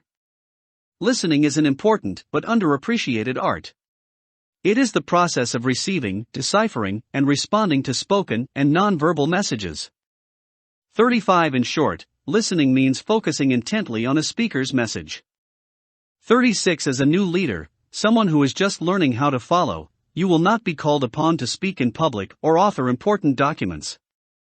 But you will receive verbal instructions from your leaders. How well you listen will have a direct effect on your success as a cadet. Listening is a skill that deserves practice and study. Listening versus hearing objective, 42. Compare listening to hearing. Is listening the same as hearing? What's the difference? Listeners do not merely hear sounds, they focus on meaning. 37 While hearing is passive, you let sounds enter your ears and perhaps you can't help but pay some attention to the words that make their way to your brain.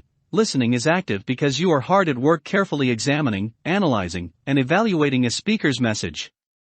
52 Activity hours %. Writing 1.828, reading 1.406, speaking 4.83, 20, listening * 5.80, 24, television * 2.129, radio * 0.864, CDs, MP3s * 1.325, phone * 1.878, email 1.336, internet 2.73, 11 total time spent listening 11.97, 50 The importance of listening. The average student spends 12 hours a day communicating. Half of that time is devoted to listening. 38 activities marked with an * denote listening activities. Some activities run concurrently, so the total time communicating exceeds 24 hours. How will you listen will have a direct effect on your success as a cadet and leader. Reasons why people don't listen well. Objective, 43. Identify reasons why people might not listen well. It is easy to take listening skills for granted. After all, we've been hearing sounds since before birth. One researcher found that most people rate their own listening skills as excellent and rate everybody else's as poor. 38 Clearly, people have highly inflated opinions about their own listening skills. Some examples of why people do not listen as carefully as they might include thinking about what to say next. Having one mouth and two ears, we should spend twice as much time listening as we do talking. 40. But in our fast-paced society, leaders might believe they must respond rapidly to what the other person has said. Instead of listening actively, they focus their mind on what they will say next. Even worse, they interrupt the speaker. They hear, but do not listen. Hearing what we expect to hear. So much everyday conversation is routine. Ask a question and you just know what the answer will be. But what if the response is different? Hearing what we expect to hear rather than what the other person has said can pose a big problem. 41 Try not to make assumptions about what the speaker is about to say. 42 Not paying attention. Today's young people are growing up in a world hyper-saturated by media. Have you ever written a paper for school while chatting with a friend, surfing the web, and listening to music, all at the same time? Deep, genuine listening is impossible when the mind is focusing on something other than the speaker's message. Listening is costly, it requires you to pay attention. Being prejudiced. Pick a subject that interests you. Chances are you hold some pretty strong views about that topic. But what if a speaker challenges those beliefs? What if their viewpoint is the opposite of yours? In such situations, your prejudice might make you want to tune out the speaker. 43 Having your long-held beliefs challenged is uncomfortable, but that is not a reason to stop listening. 53 The entertainment factor. Some speakers are entertaining to listen to, others less so. Regardless of the situation, good leaders use their self-discipline to be attentive listeners. How to listen actively. Objective, 44. Describe ways you can become an active listener. With leaders spending 70% of their day communicating, 44 Your listening skills will have a huge impact on your success as a leader. How can you become an effective listener? Outlined below are some methods for listening well. Prepare. Be ready to listen. Turn your attention away from what you were doing and focus on the speaker. In a classroom setting, being prepared includes having your notebook, pencil, and textbook at the ready.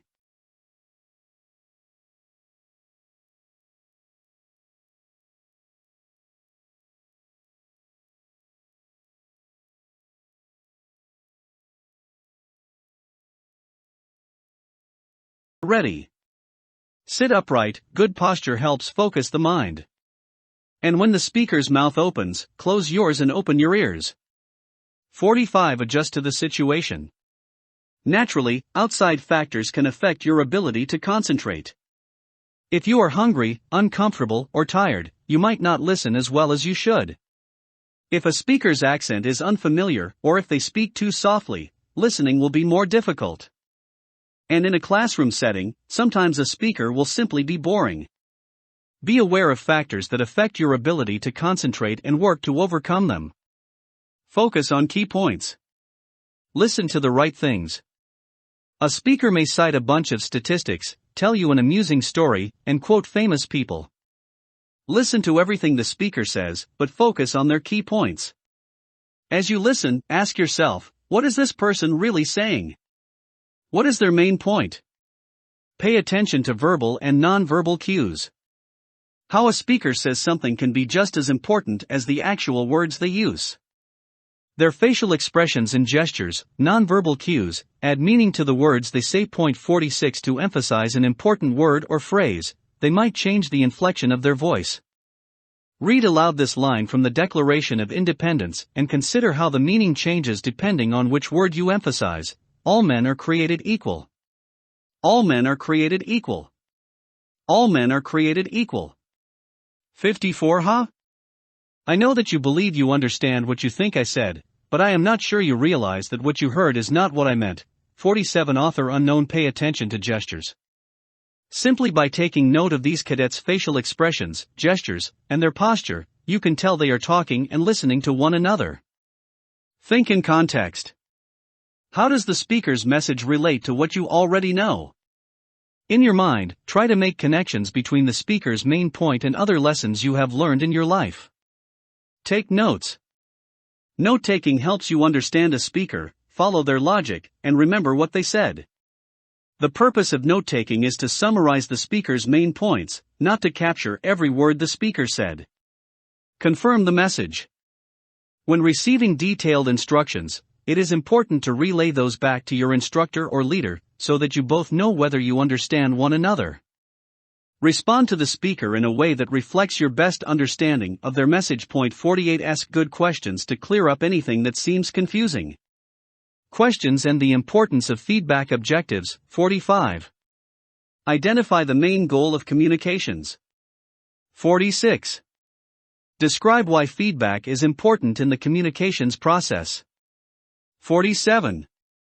Identify and describe 3 levels of questions. The main goal of communications is not just to receive sounds, as in hearing, or to merely see words, as in reading, but to share meaning. Point 49. How will you and the speaker know if the two of you truly understand one another? Some form of feedback or give and take is needed. Feedback takes place when you return to the speaker a portion of the message they sent to you. Point 50. Perhaps the most important feedback tool is the asking of questions. They allow you to clarify a speaker's message and probe deeper into a topic. By asking questions and receiving answers from your speaker, you create a dialogue, which is when 2 or more people reason together about a topic. Put another way, questions are a form of teamwork where the speaker and listener work together to share meaning.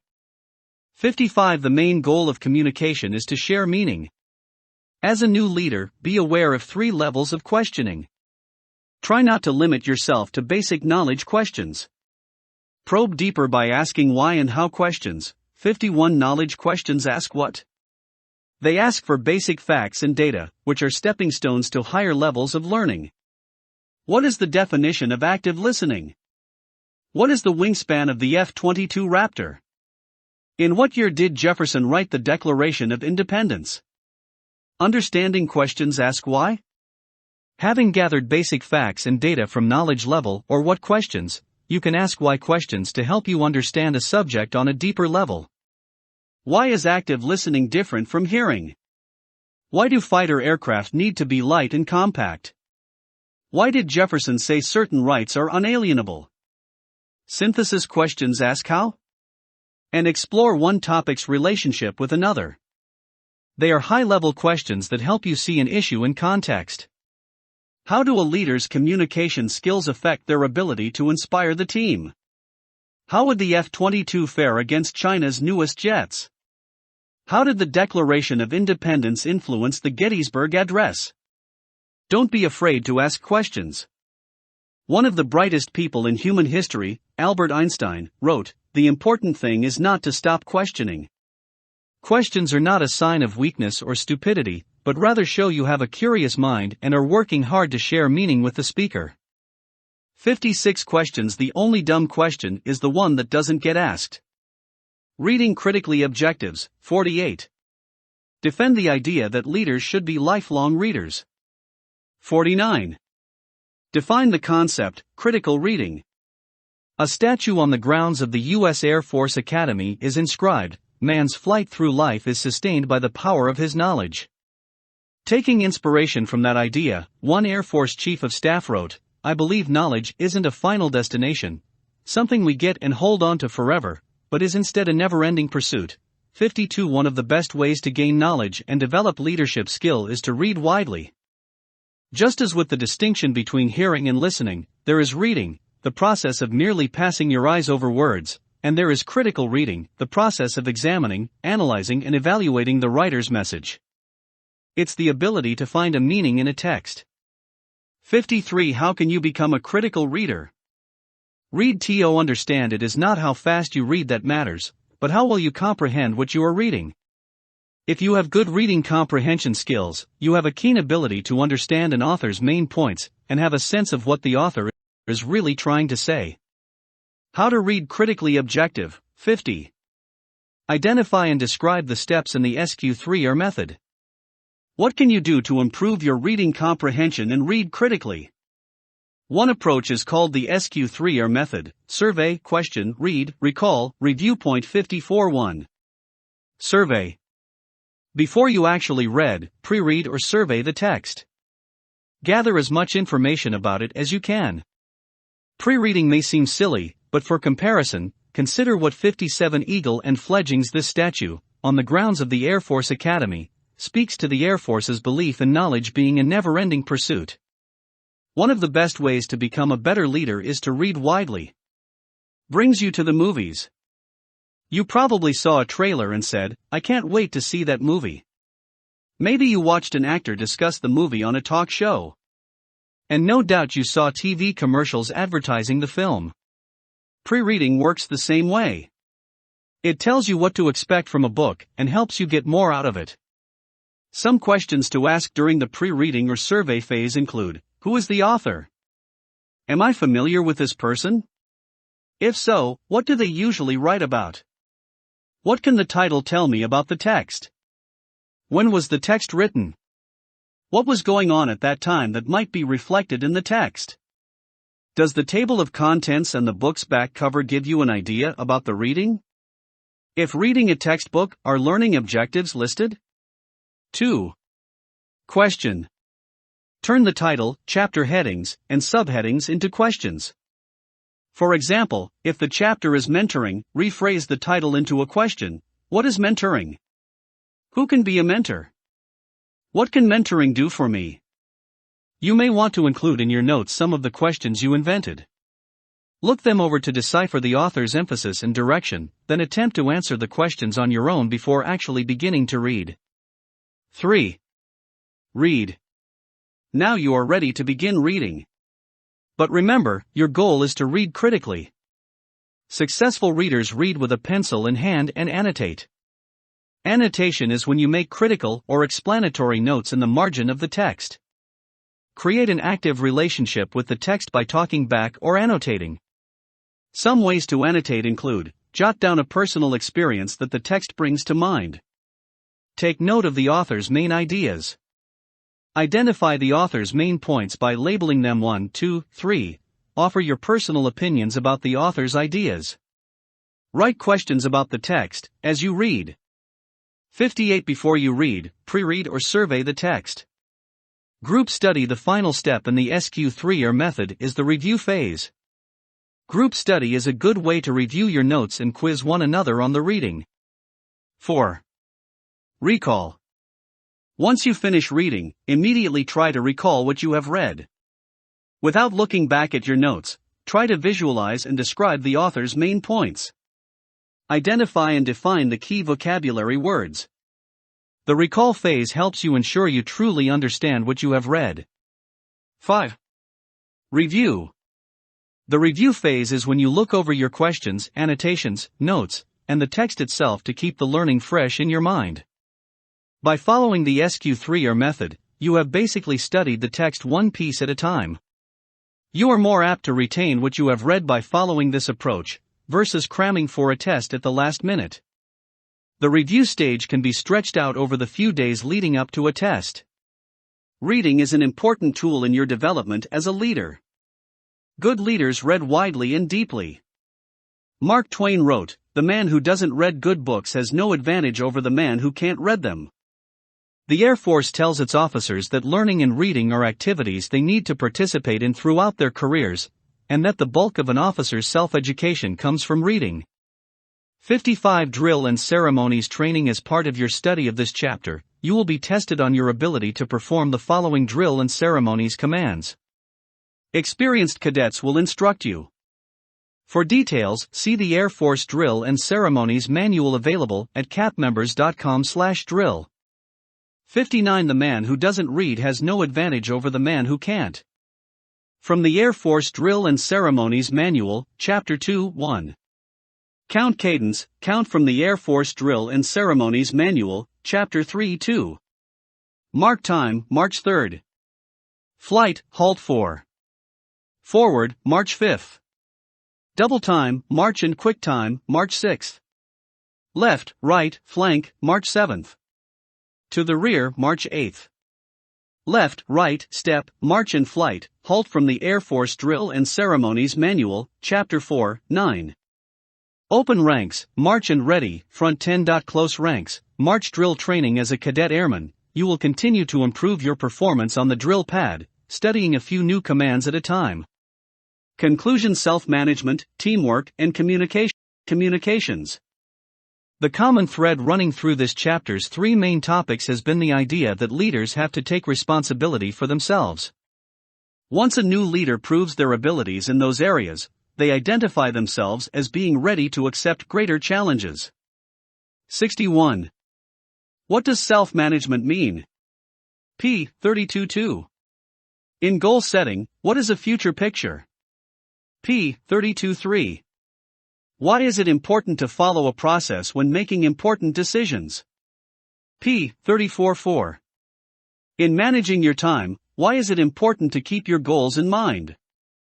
p. 38-5. What are some coping skills you can use to manage stress? What is the most important part of a plan to manage stress? p. 45-6. Define the term team. How does it differ from a group? Give an example of each. Pages 47 to 48-7. Some say that teamwork always requires sacrifice. Do you agree? Why? p. 49-8. What is a mentor? How can a mentor help you? Pages 49 to 59. What's the difference between hearing and listening? Give some examples of how leaders can improve their listening skills. Pages 52 to 55-10. In communications, what does the term feedback mean? p. 55-11. What are the steps in the SQ3R method? Pages 57 to 58. Study tips. Use this review quiz to help you study. Also pay special attention to the objectives listed throughout the chapter. They identify what we want you to learn. If you're comfortable responding to the objectives, you should earn a high score on the chapter test. Review Quiz 61. Endnotes 1. Cadet, Oxford English Dictionary, Oxford, 1989. 2. John A. Warden 3 and Leland A. Russell, Winning in Fast Time, Montgomery, Alabama, Venturist, 2005, 63. 3. Ibid, 65. 4. U.S. Air Force JROTC, Leadership Education I, Boston, McGraw-Hill, 2005, 121. 5. Ibid, 118. 6. Josephson Institute of Ethics, The 7-Step Path to Better Decisions, October 2007, 7. Robert F. Kennedy, 13 Days, New York, Norton, 1999 edition, 27 to 28. 8. Vanderbilt University, Department of Engineering Management, Brainstorming, October 2007. 9. Perry M. Smith, Taking Charge, A Practical Guide for Leaders, Washington, National Defense University Press, 1986, 177-178. 10. John R. Schaefer, Making Ethical Decisions, A Practical Model, FBI Law Enforcement Bulletin, May, 2002, Washington, FBI 2002, 16. 11. Todd S. Smith, et al., Clinical Ethical Decision-Making, Professional Psychology, Research and Practice, Volume 22, Number 3, 1991, 235-239. 12. Michael Roberto and Richard Luke, Harvard Business Essentials, Time Management, Boston, HBS Press, 2005, 2. 13. Ibid, 40. 14. Franklin Covey, Transform Your Plans into Action, October 2007. 15. Ibid, 16. U.S. Air Force JROTC, 92. 17. Kenneth R. Ginsburg with Martha M. Jablow, A Parent's Guide to Building Resilience in Children and Teens, Elk Grove, Illinois, American Academy of Pediatrics, 2006, 13. 18. U.S. Air Force JROTC, 92. 19. Kenneth R. Ginsburg, 155. 20. Ibid, 21. 21. Lance Armstrong, Back in the Saddle, October 2007. 22. Kenneth R. Ginsburg, 164-179. 23. Ibid, 283. 24. Francis Gabby Gabreski, Attributed, Air Force News Service, October, 2007. 25. John Kabat-Zinn, Guided Mindfulness Meditation, Audio CD, Worcester, Massachusetts, University of Massachusetts Center for Mindfulness, 2002. 26. Afsaneh Nahavandi, The Art and Science of Leadership, Upper Saddle River, New Jersey, Prentice Hall, 2003, 204. 27. Peter M. Senge, The Fifth Discipline, New York, Currency Doubleday, 2006, 4. 28. Afsaneh Nahavandi, 204. 29. Ibid, 204. 30. John C. Maxwell, The 17 Essential Qualities of a Team Player, Nashville, Thomas Nelson, 2002, 94. 31. Mentor, Oxford American Dictionary, October 2007. 32. Herminia Ibarra and Richard Luke, Harvard Business Essentials, Coaching and Mentoring, Boston, HBS Press, 2005, 76. 33. Ibid, 77. 34. U.S. Air Force, William Pitsenbarger, Medal of Honor Citation. 35. International Listening Association, October 2007. 36. U.S. Air Force JROTC, Leadership Education 2, Boston, McGraw-Hill, 2005, 17. 37. John A. Klein, Listening Effectively, Maxwell AFB, AL, Air University Press, 1996, 6. 38. Laura Janusik, Listening Facts, International Listening Association, October, 2007. 39. John A. Klein, 5-6. 40. Epictetus, The Golden Sayings, Section 3, Fragment 6, Loeb Classical Library, TRW, Oldfather, Cambridge, Massachusetts, Harvard University Press, 1925 and 1928. 41. John A. Klein, 12. 42.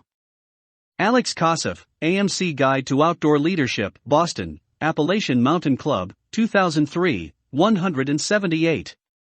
43. John A. Klein, 13. 44. Ibid 2. 45. Ibid 46. 46. Alex Kosseff, 178. 47. U.S. Air Force, The Tongue and Quill, Air Force Handbook 33-337, 1997, 6. 48. Alex Kosseff, 178. 49. Derek R. Lane, Communications Competence Defined, University of Kentucky Department of Communications, October 2007. 50. Daniel Chandler, The Transmission Model of Communication, Aberystwyth University Department of Communications, October 2007. 51. Benjamin Bloom, et al., Taxonomy of Educational Objectives, Cognitive Domain, New York, David McKay, 1956. 52. T. Michael Mosley, 2007 CSAF Reading List, SAFS Vector, Washington, U.S. Air Force, October 13, 2006. 53. Reading Comprehension, CTER Wiki, University of Illinois, October 2007, 54. Textbook Reading Hints, Colorado State University Counseling Center, October 2007, 55. Jeffrey C. Benton, Air Force Officer's Guide, 32nd edition, Mechanicsburg, Pennsylvania, Stackpole Books, 1999, 85. Photo credits page 30.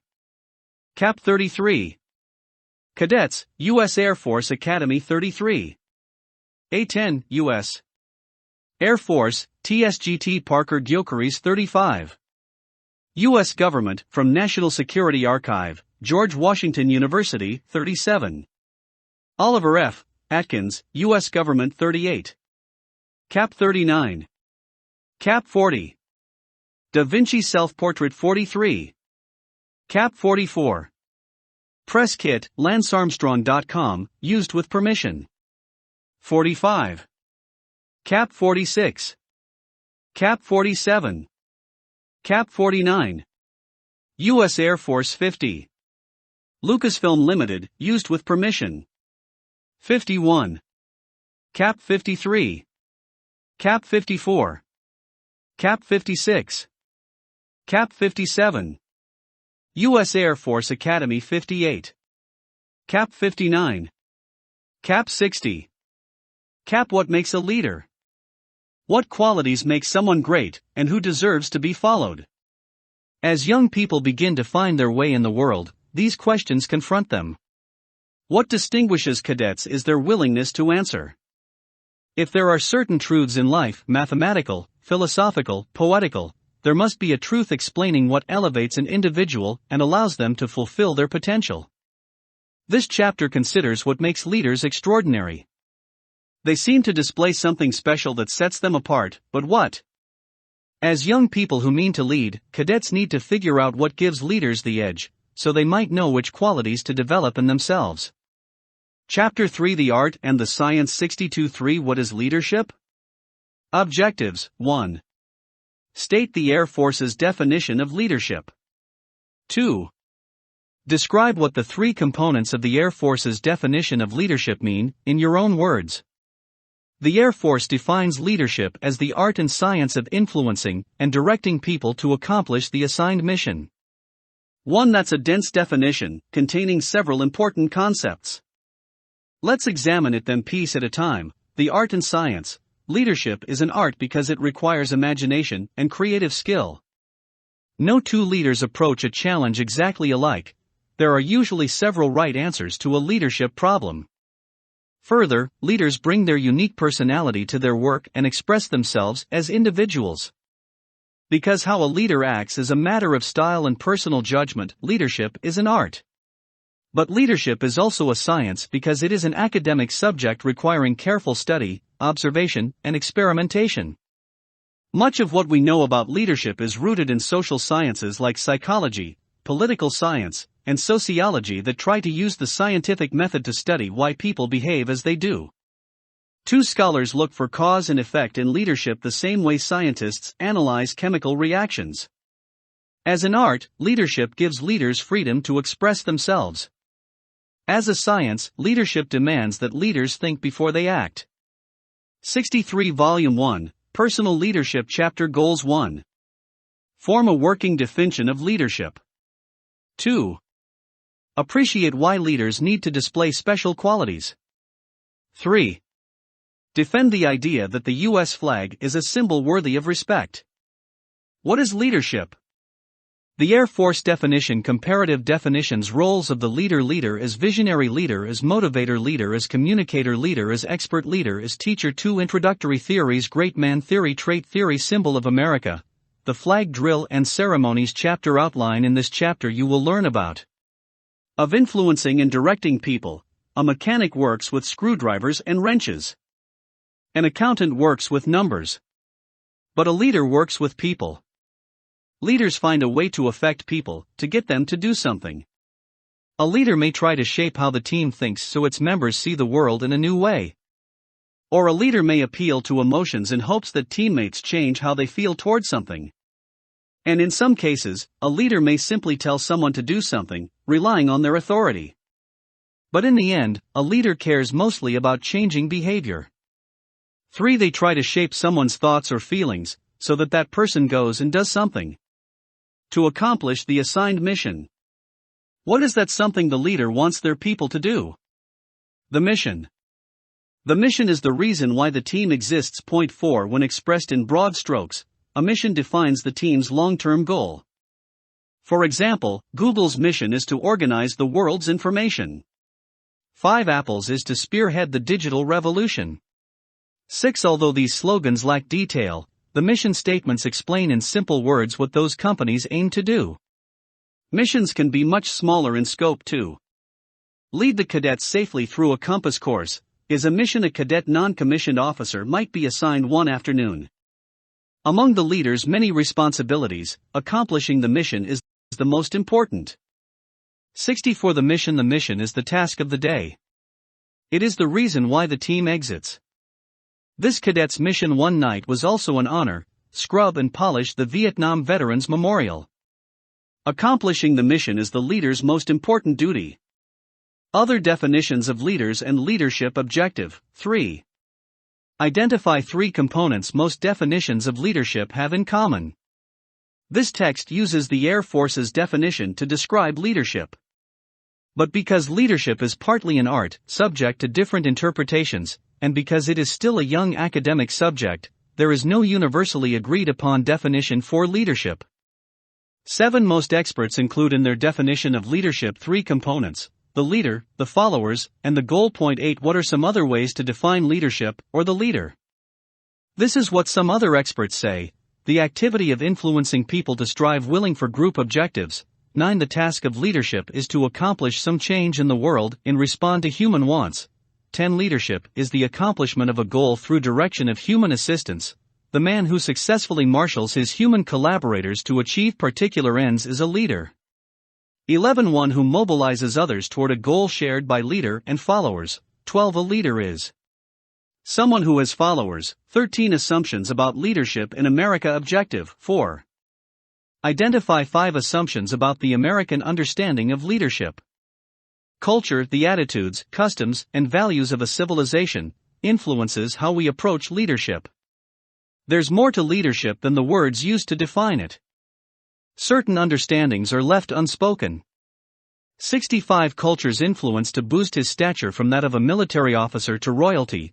Napoleon had himself crowned Emperor of France. Top.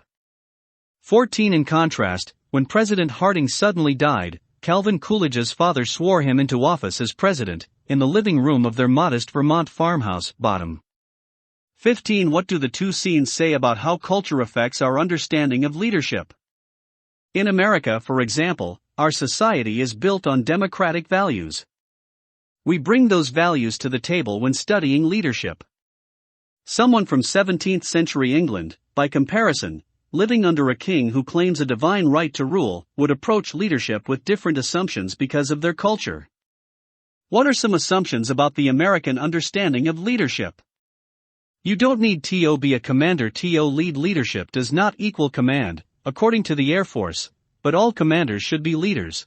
16. Great men and women throughout history have influenced and directed people to accomplish something remarkable, without having formal authority over their followers.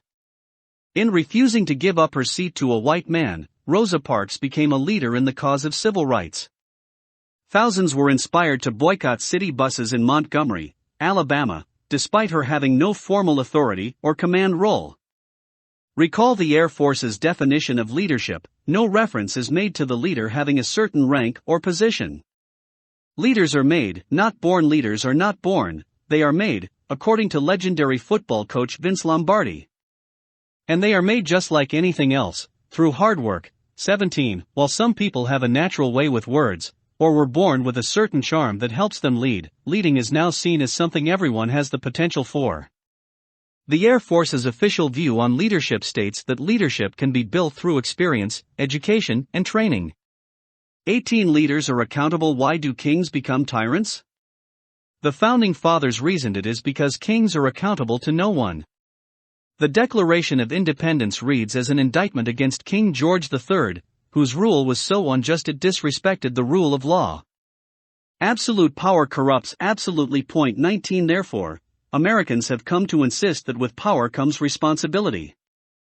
Even if a leader does not have a direct supervisor they must answer to, our free press can expose their misdeeds and hypocrisy, holding them accountable in the court of public opinion. 66. Leadership does not equal command, but all commanders should be leaders. Who's in charge? For cadets work together to conquer an obstacle. Each helps in their own way. All share in the job of leading the team, regardless of rank or position. Leaders are not bullies. While a leader influences and directs people, another assumption is that leaders should take a positive approach. Threats, coercion, and extortion are not tools genuine leaders use. Point 20. Rather, in the words of Lincoln, leaders appeal to the better angels of our nature. 21. Leadership must be moral. Can an evil person lead? One respected theorist says no. In this view, leadership is taking place only when an honorable person pursues goals that broadly serve a public good. Hitler, for example, certainly influenced and directed people to accomplish something, but the whole Nazi enterprise was evil. We don't call for good leadership, we expect, or at least hope, that it will be good, reasons James McGregor Burns. Bad leadership implies no leadership. I contend that there is nothing neutral about leadership. It is valued as a moral necessity. 2267. A 5-star general. Former superintendent of West Point. Recipient of the Medal of Honor. How would you like to have someone of General Douglas MacArthur's stature challenging your authority to lead? During the Korean War, MacArthur bet he could push around his boss, President Harry Truman. It wasn't a smart bet. Truman was determined to keep the war from growing. If the battle spread into China, World War III could ensue. Despite knowing the president's policy, MacArthur publicly advocated dropping 30 to 50 atomic bombs on the Chinese. He promised to doom Red China. It was, in the words of the Secretary of State, insubordination of the grossest sort. But would Truman dare fire MacArthur? Arguably the most popular man in America, MacArthur was deeply respected in the Congress. In contrast, only 26% of Americans approved of Truman's performance as president. But Truman felt constitutional principles were at stake. Generals answer to the president, not the other way around. MacArthur's not going to be allowed to quit on me, the president wrote in his diary. He's going to be fired. And so Truman signed the orders relieving MacArthur of his command. The outcry was enormous. Over 44,000 citizens sent telegrams to the White House. Only 334 expressed support for Truman. Senators talked of impeaching the president. But Truman had no regrets. The American people will come to understand that what I did had to be done. Today, historians and military officers alike point to the story of Truman firing MacArthur as a courageous act and the right decision. In America, everyone is accountable. Even a godlike 5-star general. 23 Boss versus leader. Consider the differences between a boss who acts like a bully and a leader. The boss says I, the leader says we. The boss inspires fear, the leader inspires enthusiasm. The boss fixes blame, the leader fixes problems. The boss says, go. The leader says, let's go. The boss drives, the leader leads. Author unknown. Who's the boss? President Truman versus General MacArthur. Roles of the leader. Objectives. 5. Explain why leaders have to fill several roles. 6. Identify several roles leaders must play. 7. Cite examples from history showing each role in action. A new challenge every moment. To appreciate how challenging a leader's work is, consider all the different roles they need to play. One moment the leader must be a visionary, the next a communicator, the next a teacher. Strong leaders are always in demand precisely because it is difficult to find people who can perform well in so many different capacities. Described below are some roles leaders are called upon to play. Leader as visionary. Why do leaders need to be visionaries? In the everyday sense of the word, to lead means to bring someone to a new place. Visionary leaders imagine new, better, more exciting destinations for their teams. They see what the team can become. In Chapter 2, you learned about using a future picture to set goals for yourself. Visionary leaders paint an inspiring future picture for the whole team. Without a visionary leader, the team is focused only on the present, or even worse, the past, not the future. 24. In fact, without visionary leaders, all human progress stops for want of leaders who see the benefit of change. Visionary leaders are creative thinkers and risk takers who point their teams toward spectacular possibilities. Case history: Brigadier General Billy Mitchell. As one of the best combat airmen of World War I, Billy Mitchell knew the airplane represented the future. 25. It was a breakthrough technology that would change the world. But Army and Navy officers were less imaginative in their thinking. They saw the young airplane serving only in supporting roles, like reconnaissance. Mitchell had to show the establishment that his vision was right and their thinking was short-sighted. To prove his point, Mitchell's 68 visionary leaders paint an inspiring future picture for the whole team. Bye-bye Ostfriesland. To show air power was a fierce new weapon, Mitchell bombed the captured German battleship, sinking her. Staged a demonstration. He bombed the captured German battleship Ostfriesland, sinking her. Still, most officers did not see the airplane as the fearsome new weapon of the future. Mitchell continued to imagine a future where the airplane dominates the battle. 17 years before Pearl Harbor, he was warning that Japan could use carrier-based airplanes to attack Hawaii. Few listened. Furious at his leader's lack of foresight, Mitchell famously charged, "The Army and Navy are guilty of incompetence, criminal negligence, and an almost treasonable administration of the national defense." He said non-flying officers knew next to nothing about air power, and yet were directing its course. His vision called for creating an independent air force that would not be subject to the Army or Navy. Eventually, military leaders grew tired of Mitchell publicly accusing them of being idiots. He was court-martialed and dismissed from the Army. But 20 years later, at the end of World War II, Billy Mitchell's vision of the airplane being the new king of battle was proven correct.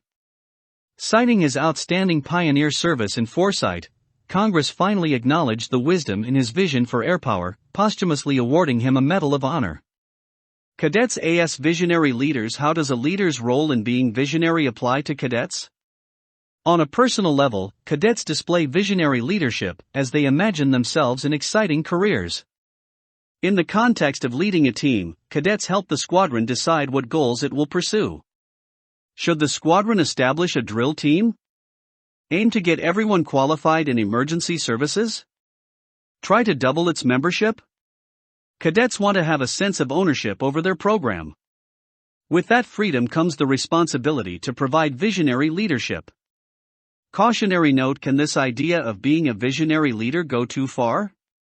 Visionary lead 69 Billy Mitchell. His vision of an independent air force was ridiculed in the 1920s. Cadets display visionary leadership as they imagine themselves in exciting careers. Posthumously awarded after death, heirs are dreamers.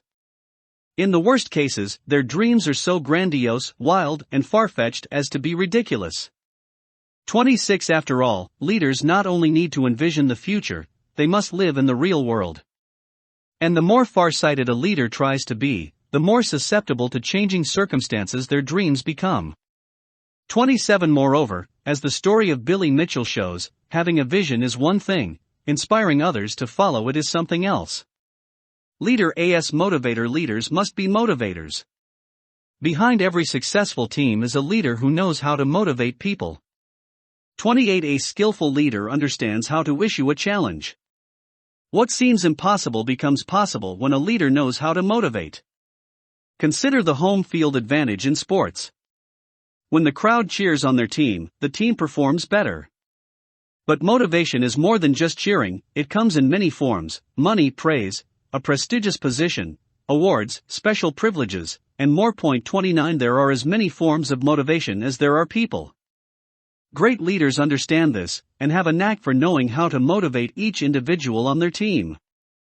30. And because people can sometimes be blind to what is in their own best interest, leaders/motivators help them focus on the right things. Motivational leaders inspire people to achieve. Case history: John F. Kennedy. For centuries, the idea of a man setting foot on the moon was the ultimate example of the impossible. One poet described the moon as unattainable, a longing past the reach of longing. 31. And yet Americans have walked upon its beaches. How did President Kennedy motivate America to make landing a man on the moon and returning him safely to Earth a national goal? In a famous speech delivered at Rice University, he challenged America by appealing to the nation in several ways. 3270 Great leaders have a knack for knowing how to motivate each individual on their team. President John F. Kennedy. Promising that America would not founder in the backwash of the coming age of space, Kennedy motivated America to send a man to the moon. First, he cited the great accomplishments of earlier generations. Those who came before us made certain that this country rode the first waves of the industrial revolutions. The logical conclusion is that Kennedy's generation had a duty to go to the moon. We do not mean to founder in the backwash of the coming age of space, he proclaimed. We mean to be a part of it, we mean to lead it. Believing that most everyone wants to live in a great nation, Kennedy linked his moon challenge with our stature as a world power. He called the moon race one of the greatest adventures of all time, and no nation which expects to be a leader of other nations can expect to stay behind in the race for space. Competition is another motivator. People want to win. And in the space race, the stakes were high. Kennedy argued that if the Soviet Union landed on the moon first, space would be governed by a flag of conquest, not a banner of freedom and peace. The prospect of a red moon controlled by the communists was motivation enough for many. Further, Kennedy motivated by putting his presidency on the line. I regard the decision to shift our efforts in space from low to high gear as among the most important decisions that will be made during my presidency. The engineers and scientists working on the Apollo project knew they would have the financial and other resources necessary for doing the job right. Wouldn't you feel motivated to work hard if you knew the president fully supported you? Most of all, Kennedy motivated by setting an audacious goal. And he did not pretend it would be easy. We choose to go to the moon. We choose to go to the moon in this decade and do the other things, not because they are easy, but because they are hard, because that goal will serve to organize and measure the best of our energies and skills, because that challenge is one that we are willing to accept, one we are unwilling to postpone, and one which we intend to win. President Kennedy was a great leader in part because he was skilled in using a variety of techniques to motivate a whole nation toward the accomplishment of an exhilarating goal. 71 Competition is a motivator. People want to win. Competition. Some people don't like competition, says comedian Drew Carey, because it makes them work harder.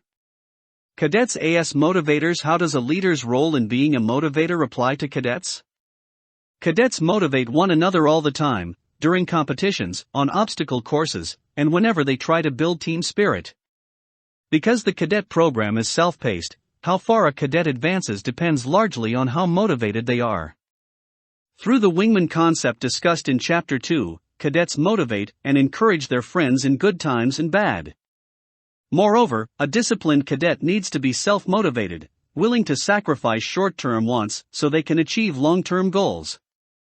And of course, when a cadet takes charge of a team, they know the job comes with a responsibility to be a motivational leader. Cautionary note: can a leader's motivational qualities ever be too much of a good thing? Try too hard to motivate someone, and you become a nag. Like a circus trainer with whip, the motivator becomes a tyrant, not a leader. Also, some great motivators draw their strength from their compelling personality. Such a leader might inspire the team to follow them for the wrong reasons, or worse, motivate them to do something they know is wrong but find hard to resist. 33 And sometimes a motivational leader leaves people with a feeling of euphoria. The team's spirits are high, but are they truly motivated if those inner feelings are not transformed into measurable results? 34 Finally, what happens if the motivational leader retires or dies? If the team cannot keep going on their own, were they ever truly motivated? Leader as communicator. Why must a leader be an effective communicator? A leader will want to take an idea in his or her mind and deposit it in the minds of others. Even if a leader possesses the secret to the universe, that wisdom is useless without the ability to communicate it. Realizing this, the best leaders/communicators, as was said of Winston Churchill, mobilize the English language and send it into battle. 35 They command the right word at the right time. And Con 72 As wingmen, cadets motivate their friends in good times and bad. Motivated to perform. Being part of an elite team is a motivator. Ordinary teens are not entrusted to marshal the thousands of aircraft attending AirVenture, but CAP cadets are. Draw up images that appeal to people's emotions. They vary their message, doing whatever it takes to reach their audience. 36 Even a smile or stern look sends a message. Having an ability to communicate well pays off in other ways too. Good communicators are perceived to have orderly minds, which inspires confidence. 37 People who speak well seem to know what they are talking about. Leaders who write convincingly show that they have a plan. As leaders/communicators succeed in sharing meaning, their team begins to understand them and become more comfortable working with them. In contrast, a leader who does not communicate well is a mystery to their team. Every botched attempt to communicate only spreads confusion. Case history, Rev. Dr. Martin Luther King Jr. Martin Luther King was a leader because he knew how to communicate. His I Have a Dream speech is recognized as one of the greatest oratorical performances of all time. What makes him so great at sharing meaning? At the time of his speech, in 1963, America was divided along racial lines. 38 Dr. King could have delivered an angry speech that might have satisfied the passions of those who experienced injustice in the Deep South. Such an approach would likely alienate some whites, even those sharing his political goals. Instead, he projected optimism, confidence, a belief in America. He was not protesting against America, but standing up for its best ideals. Leaders who take a positive approach in tough times seem to succeed more than those whose anger overcomes them. Consider Dr. King's choice of words. He begins, 50 years ago, recalling Lincoln's Gettysburg Address, another speech that tried to heal old wounds and bring a nation together. And in choosing the Lincoln Memorial as his backdrop, King invited the audience to see him as a modern Lincoln. A reference to life, liberty, and the pursuit to happiness soon follows, showing that Dr. King's goals are the same as Jefferson's. And Dr. King tells us he will not be satisfied until justice rolls down like waters and righteous. 73 Dr. King used language to bring people together. Reverend Dr. Martin Luther King Jr. I have a dream that my 4 little children will one day live in a nation where they will not be judged by the color of their skin, but by the content of their character. Nest like a might stream, a biblical reference familiar to Jews and Christians alike. By the time his chorus, I have a dream today, comes around to be repeated 9 times, every one of the 200,000 people in the audience has found plenty to agree with. King used language to bring people together. His dream became their dream. Cadets as communicators, remember when you were first learning drill, how you'd stumble through about face or to the rear. Now try to explain those tricky movements to a brand new cadet who seems to have 2 left feet. Making complex ideas easy to understand is the work of a communicator. Have you encountered people who were curious about your uniform, only to find yourself tongue-tied in trying to explain the whole of cadet life in 25 words or less? Cadets find their communication skills tested all the time. They must learn how to take complicated ideas, break them down, simplify them, and share meaning. And as discussed in the previous chapter, cadets are on the receiving end of communications, too, so they also need to listen and read well. Cautionary note: can this idea of the leader being a communicator go too far? Talk is cheap. People judge leaders by their conduct, not their words. A leader who speaks eloquently about integrity and yet is a known liar will never inspire trust. Some leaders communicate with style. They win the audience's attention. But a leader will not win lasting respect if they are all style and no substance, if their ideas sound great, but fall apart under scrutiny. Leaders must also avoid over-communicating. At a certain point, all the talk becomes noise, a waste of time with no one paying attention. 74. As communicators, cadets learn to break down and simplify complex ideas. 1. Know your material. Pick a topic you are interested in. 2. Practice. Rehearse aloud and have friends watch. Look for opportunities to speak in public. 3. Relax. Pause, smile and count to 3 before saying anything. 4. Visualize yourself. Imagine yourself speaking loudly, clearly, confidently. 5. Don't apologize. If you goofed, don't stop, just keep going. 6. Evaluate yourself. Think about how you did and what you can do to become a better speaker. 6 tips to becoming a better speaker. Cadets as speakers, one of the most valuable life skills a cadet acquires in CAP is confidence as a public speaker. Here, a cadet introduces the U.S. Deputy Secretary of State during the Civic Leadership Academy. Leader as expert. Why must a leader be an expert? Great leaders often bring to the job of leading a deep, technical knowledge of their field. Being an expert in a particular subject, knowing more about it than just about anybody, can help a leader see possibilities unimagined by others. Moreover, possessing expert knowledge helps a leader establish their credibility and win respect. 39. And while a leader is not necessarily a doer, if you are to lead a team, you'll need some technical expertise. After all, how can a leader expect to answer questions, solve problems, and inspire people if he or she knows next to nothing about what the team does? Case history: Jimmy Doolittle. Jimmy Doolittle was an expert in the science that makes flight possible, earning one of the first PhD degrees in aeronautics. 40. He studied sophisticated navigation techniques, which led to him making the first cross-country flight across the United States. He helped invent one of the most important aircraft instruments, the artificial horizon, which led to him being the first to take off and land blind, relying on instruments alone. Working with Shell Oil, he found ways to make aircraft engines perform better, and then used the technology in setting numerous speed records. But Doolittle's most famous accomplishment came in the early days of World War II, when he devised a method for launching Army Air Force bombers from a Navy aircraft carrier. At first, many in his squadron thought the idea was too risky. But knowing their leader was an aeronautical genius must have been reassuring. Would a less knowledgeable aviator have inspired as much confidence as Jimmy Doolittle? Probably not. Doolittle's plan resulted in a daring raid on Tokyo. He was able to strike Japan, lifting the spirits of millions of Americans still reeling from the sneak attack on Pearl Harbor. For his bravery and leadership, he was awarded the Medal of Honor. General Jimmy Doolittle is recognized as a leading aviator largely because of his immense technical expertise. 75. Guts and brains combined. Jimmy Doolittle had the guts to lead a one-way mission to bomb Tokyo. Moreover, his immense knowledge of airplanes and engineering convinced the Doolittle raiders that Jimmy's plan was sound.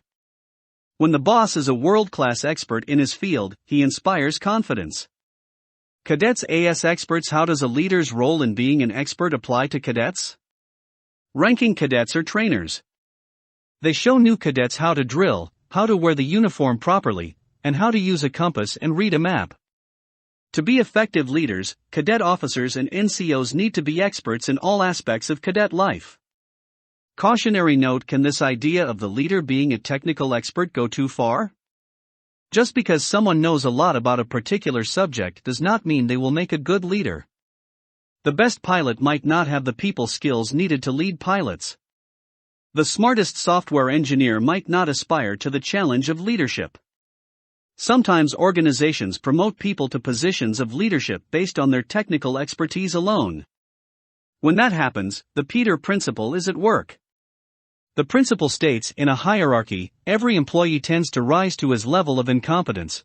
41. According to this cynical, but often true, theory, an organization will notice someone for doing one thing well, and then promote that person to a job beyond their ability. Put another way, performing technical work requires one skill set. Leading requires yet another. Leader as teacher. Must a leader be a teacher? Education is not the filling of a pail, according to the poet Yeats, but the lighting of a fire. 42. Good leaders know how to ignite a spark within their people to bring out their best. In many ways, good leadership is good teaching. Leaders teach their teams how to act and what to value. As role models, they teach through their example. When the team needs training in how to do a job, the leader acts as teacher. In coaching people and helping them fully realize their potential, the leader teaches. Effective leaders must be good teachers because they routinely find themselves presenting ideas, arguing for a course of action, or just persuading someone to come around to their way of thinking. 43. Teachers help people see the world in a new way. So do leaders. 76. Engineering experts think of all the expertise that goes into designing, machining, assembling, and tuning a race car engine. Here, E-Tech cadets see if an engine meets their specifications. Leaders and teachers help people see the world in a new way. Case history, and Sullivan. Do you ever find it difficult to get others understand you? Now imagine the person you want to communicate with is an unruly 6-year-old girl who is blind and deaf.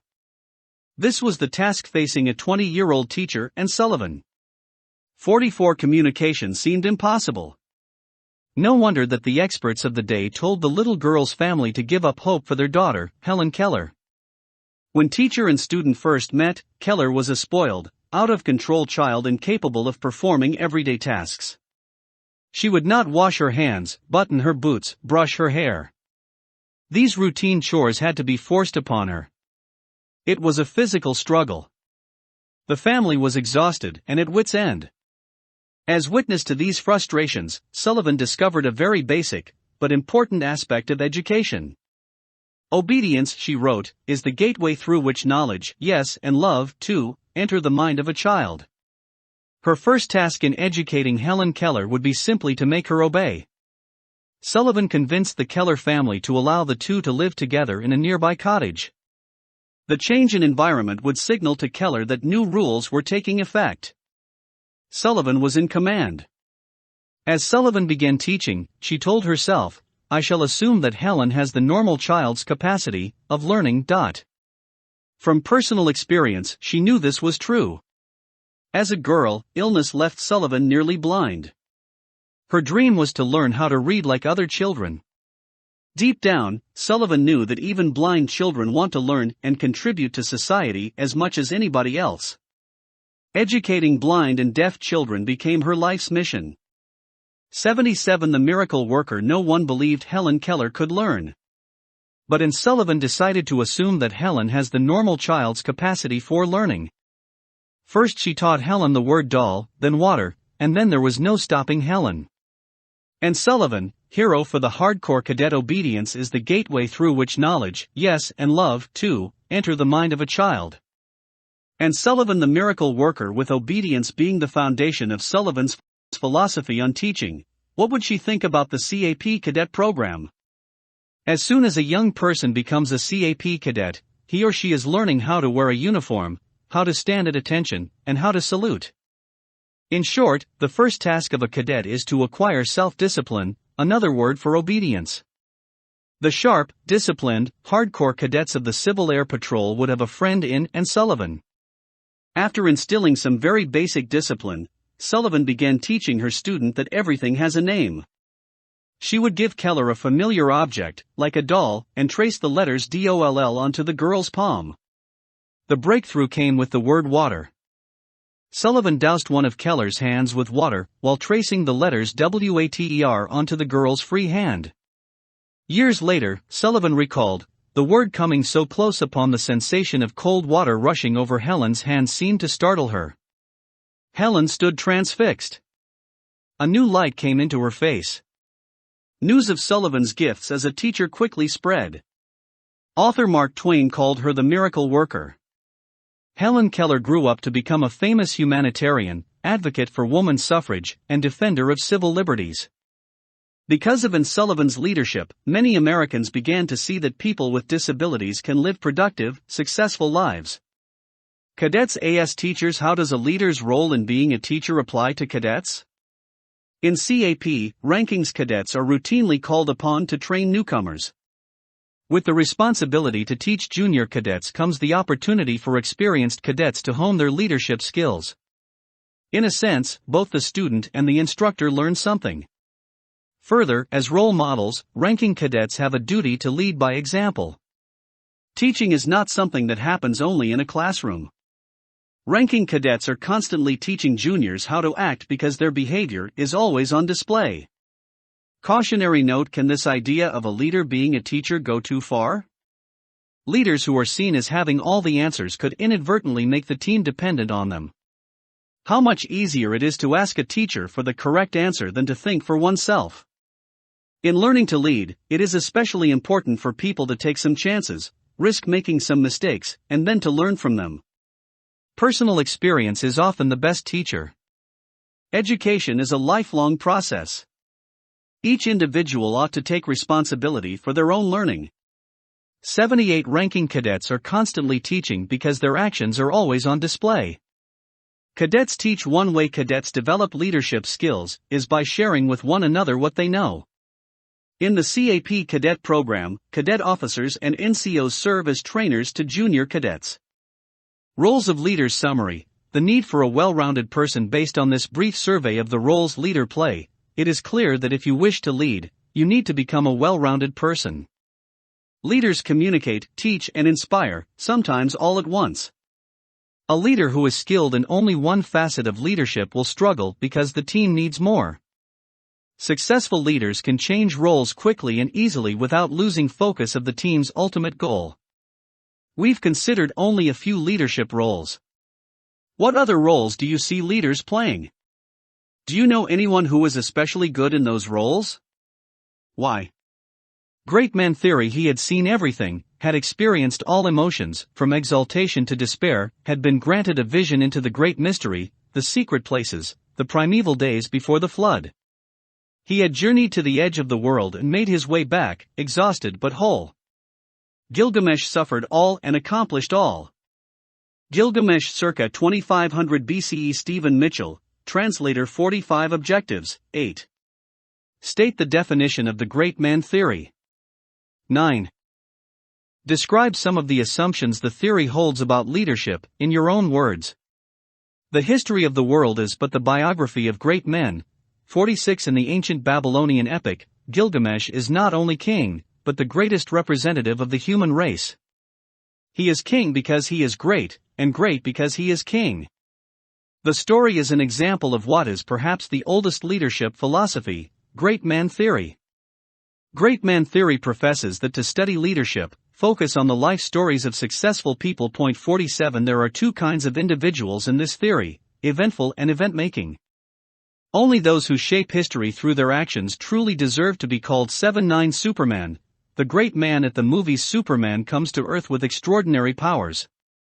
He moves to Metropolis and begins fighting crime. Truth, justice, and the American way prevail. In Superman Returns, the filmmakers ask what would happen to Metropolis were Superman to leave. 48. And would Metropolis return to greatness if Superman returns? The story is an example of the great man theory in action because, 1. Superman is born with special qualities making him a leader. 2. Superman shapes history, rather than being shaped by history. 3. Superman's leadership causes Metropolis's greatness. Without Superman, the city spirals into ruin. Leaders. Whatever skills made them specially equipped to lead were awarded at birth. To learn what leadership is, students of the great man theory study the lives of great men. The last great man, Winston Churchill. Winston Churchill earned widespread acclaim for leading England during World War II. 49. According to great man theory, a student of leadership should read biographies of Churchill, listen to his many famous speeches, read the books he authored, and recognize his worth as a role model. They should take it for granted that Churchill is superior to them in nearly every way. Their task is simply to ask why. Why was he an effective leader? Why was he great? Why did he succeed? Churchill's attitudes toward life might be investigated, as well as his decision-making processes, political opinions, and interactions with other great men. The theory awards enormous clout to these great men of history. One would not presume to challenge or contradict the example set by the great men. Their lives set the standard for leadership, the theory teaches.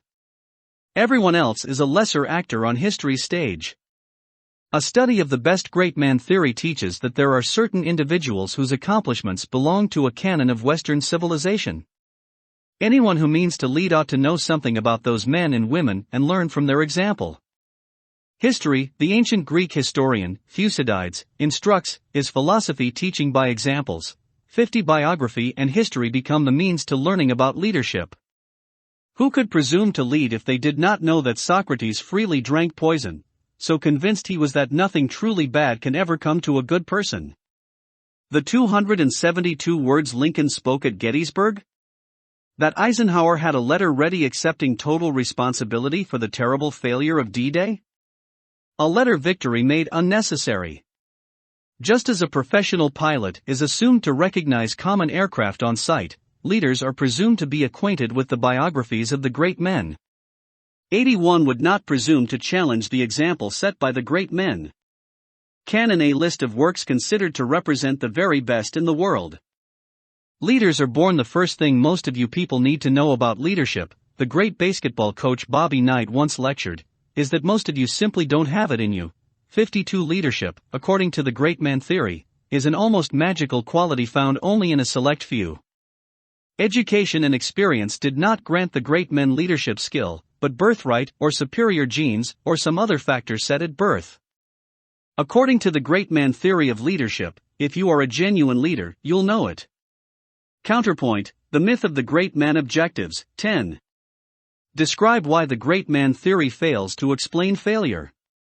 11. Summarize the military's view about the great man theory. 12. Describe why the theory may be guilty of hero worship. Hero worship exists, has existed, and will forever exist, universally among mankind. Thomas Carlyle, Scottish historian. 53. The lives of successful men and women can teach us much about leadership. And certain people do seem to be blessed with natural talents. But those are generalizations. To evaluate whether the great man theory explains what leadership is, and how leaders arise among us, we have to dig deeper. 81. Are the great men of history destined for greatness? Even as a teenager, Winston Churchill was convinced he would be called upon to save England. 51. I have a wonderful idea about where I shall be eventually, Churchill told a friend when he was 16. I have dreams about it. I see further ahead. I see into the future. This country will be subjected somehow to a tremendous invasion. London will be in danger, and in the high position I shall occupy, it will fall to me to save the capital, to save the empire. In other words, a 16-year-old boy had daydreams about single-handedly saving England. And that's pretty much what he did. Are great men destined to lead? Churchill's story is a perfect example of the great man theory. Churchill's destiny. To lead Overman, greatness without conscience. German philosopher Friedrich Nietzsche, above, imagined an ideal modern man. 54. His Overman, or Superman, would no longer be affected by pity, suffering, tolerance of the weak, the power of the soul over the body. It was the great man theory twisted to meet evil ends. His philosophy is cited for helping give rise to the Nazis. In direct response to the Overman, the comic book hero Superman challenges the idea that greatness can be separated from traditional moral values. 55. A poor theory. Great man theory does not explain how we determine who is a successful leader. The great men are great because of acclamation, fame, rank, or reputation. But how are the great men evaluated? Who decides who gets admitted into the club? A theory is supposed to give a framework for the generation of new tests and ideas on a topic. 56. Because great man theory offers no criteria or scorecard for greatness, it is difficult to test its claim that leaders are born. Fails to explain failure. Even the greatest of the supposedly great men experienced failure during their lifetimes. Who hasn't? Again, Churchill's life is instructive. He is blamed for the British failure during the Battle of Gallipoli in World War I. Between the world wars, he lost power, finding himself exiled to a political wilderness. 57 But if leaders are born, as the great man theory argues, why did Churchill fail spectacularly? What accounts for his return to leadership? Perhaps he learned from his failures and became stronger because of them. If that is the case, experience, education, and situation have a much greater impact on leadership than the great man theory acknowledges. The Air Force view America's military has a reputation for producing world-class leaders. If the great man theory is true, the military's success is due to their recruiting the right people, men and women whose inborn abilities make them destined for leadership. But the military has a different view. They invest millions yearly in leadership training, basic training, ROTC, service academies, war colleges, and countless other schools. Why? They believe that by investing in people they will produce leaders. Air Force Doctrine, the service's official beliefs, states that leadership is built from experience, education, and training. 58, and as discussed in Chapter 2, even the definition of the word cadet, a leader in training, takes sides in the debate over whether leaders are born or made. 82 If leaders are born, why did Churchill fail spectacularly? The cadet view cadets attend classes, study textbooks, and take tests to become better leaders. Even the definition of the word cadet, a leader in training, takes sides in the debate over whether leaders are born or made. A fairy tale view of leadership. Humankind has celebrated heroes for centuries. The most ancient text in human history, the Epic of Gilgamesh, quoted above, tells the story of a leader who goes on a fantastic journey to undiscovered lands, encounters monsters, and gains secret wisdom. In short, the first character ever to appear in literature is a superhero. Is it possible then that in our desire to create heroes, the natural-born leaders of the great man theory receive more credit than they deserve? Might the theory be guilty of hero worship? Historians are discovering unsettling facts about the lives of the great men. Thomas Jefferson fathered children with his slave, Sally Hemings. Abraham Lincoln may have suffered from severe mental health problems. Both are awesome leaders, but only human after all.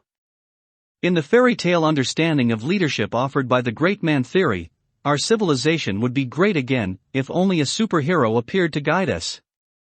59 Trait Theory Objectives. 13. Define trait theory. 14. Identify 5 traits a leader should possess and defend your choices. If you want to know what leadership is, look at the character traits leaders display. To become a leader, develop those traits in yourself. That's the philosophy behind trait theory. Trait theory explains leadership in terms of the personality and character of the leader. 60 It is a search for the special qualities that distinguish leaders from followers. If only we knew what those traits are, leadership theorists reasoned, we could bottle them and produce outstanding leaders every time. Trait theory began as a scientific search for the definitive traits that make leaders effective. Researchers studied the lives of the successful. They interviewed the top executives, politicians, and generals, in hopes of identifying traits common to them all. Instead of finding the essence of leadership, a holy grail, researchers found just the opposite.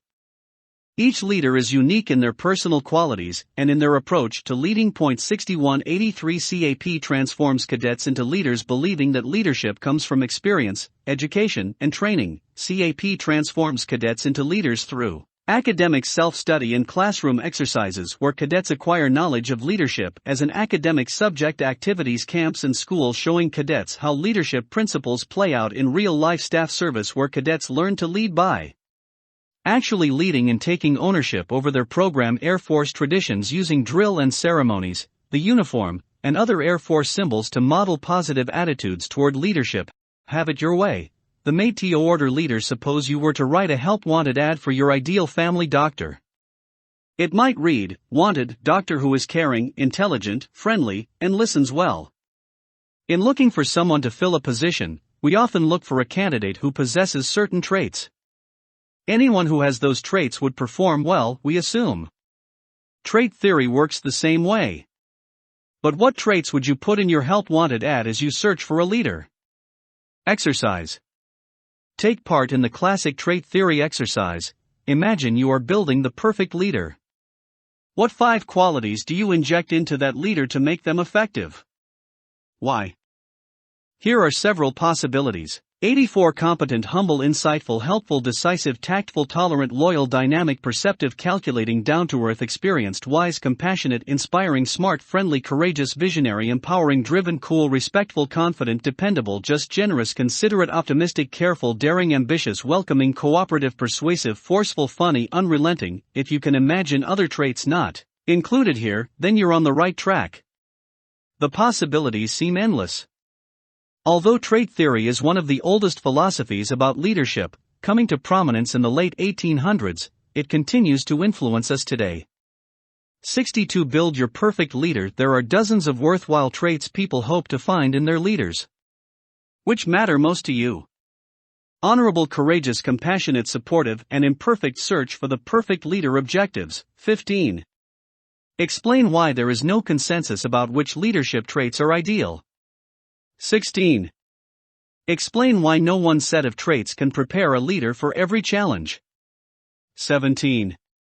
Explain why prejudice makes trait theory a problematic framework for discussing leadership. 18.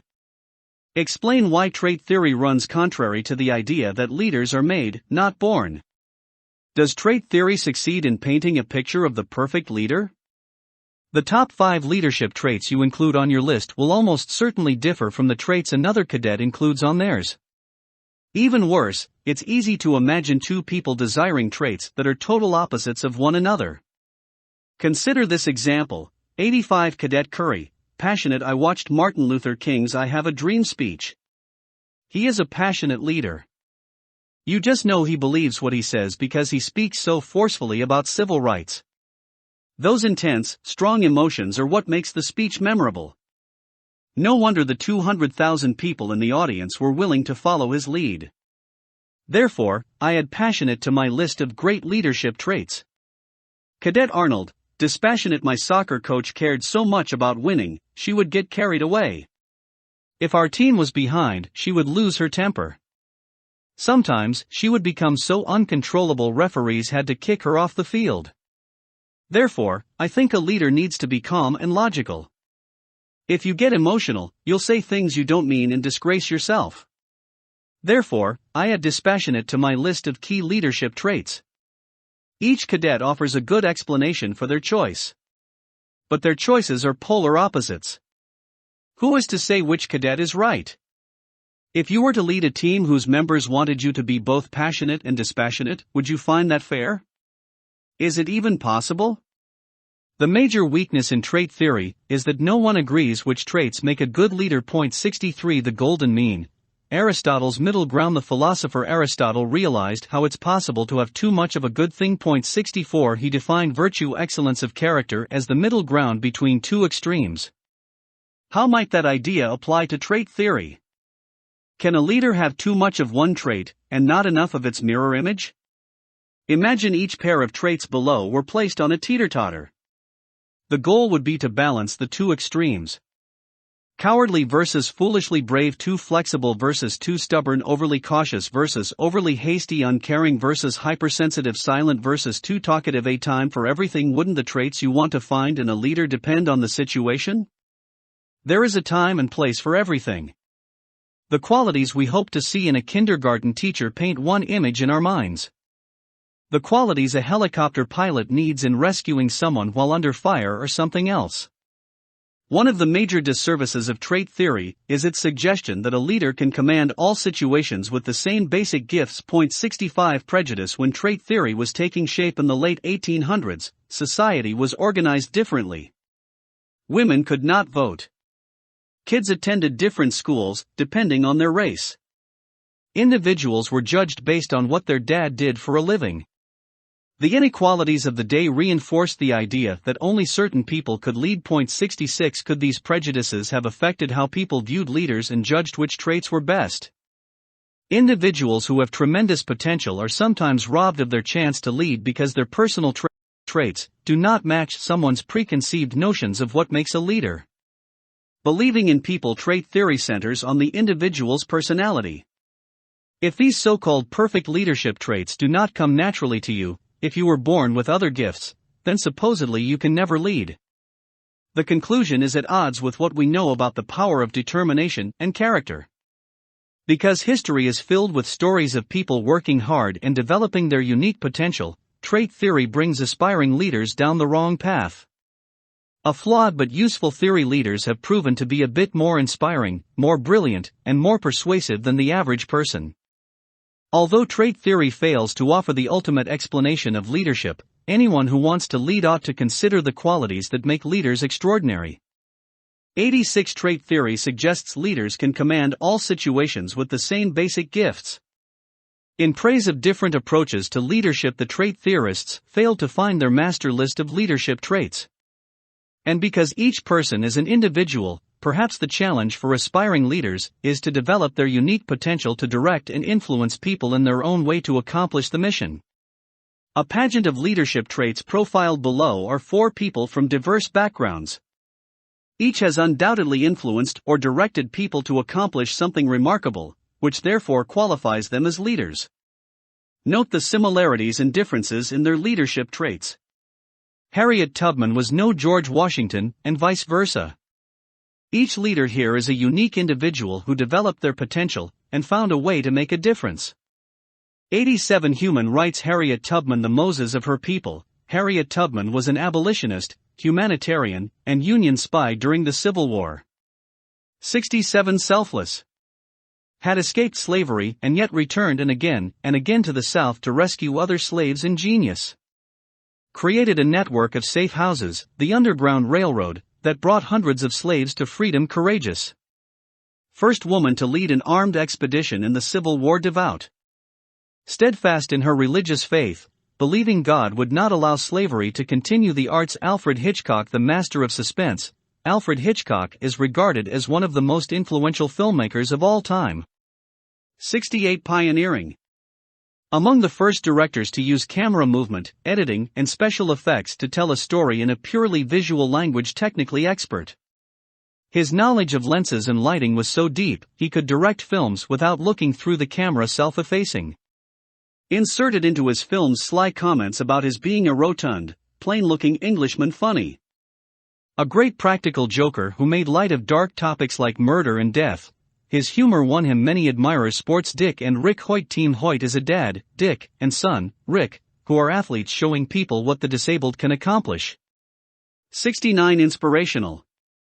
The team has competed in over 65 marathons, despite Rick being unable to walk or talk, due to being born with cerebral palsy. Optimistic.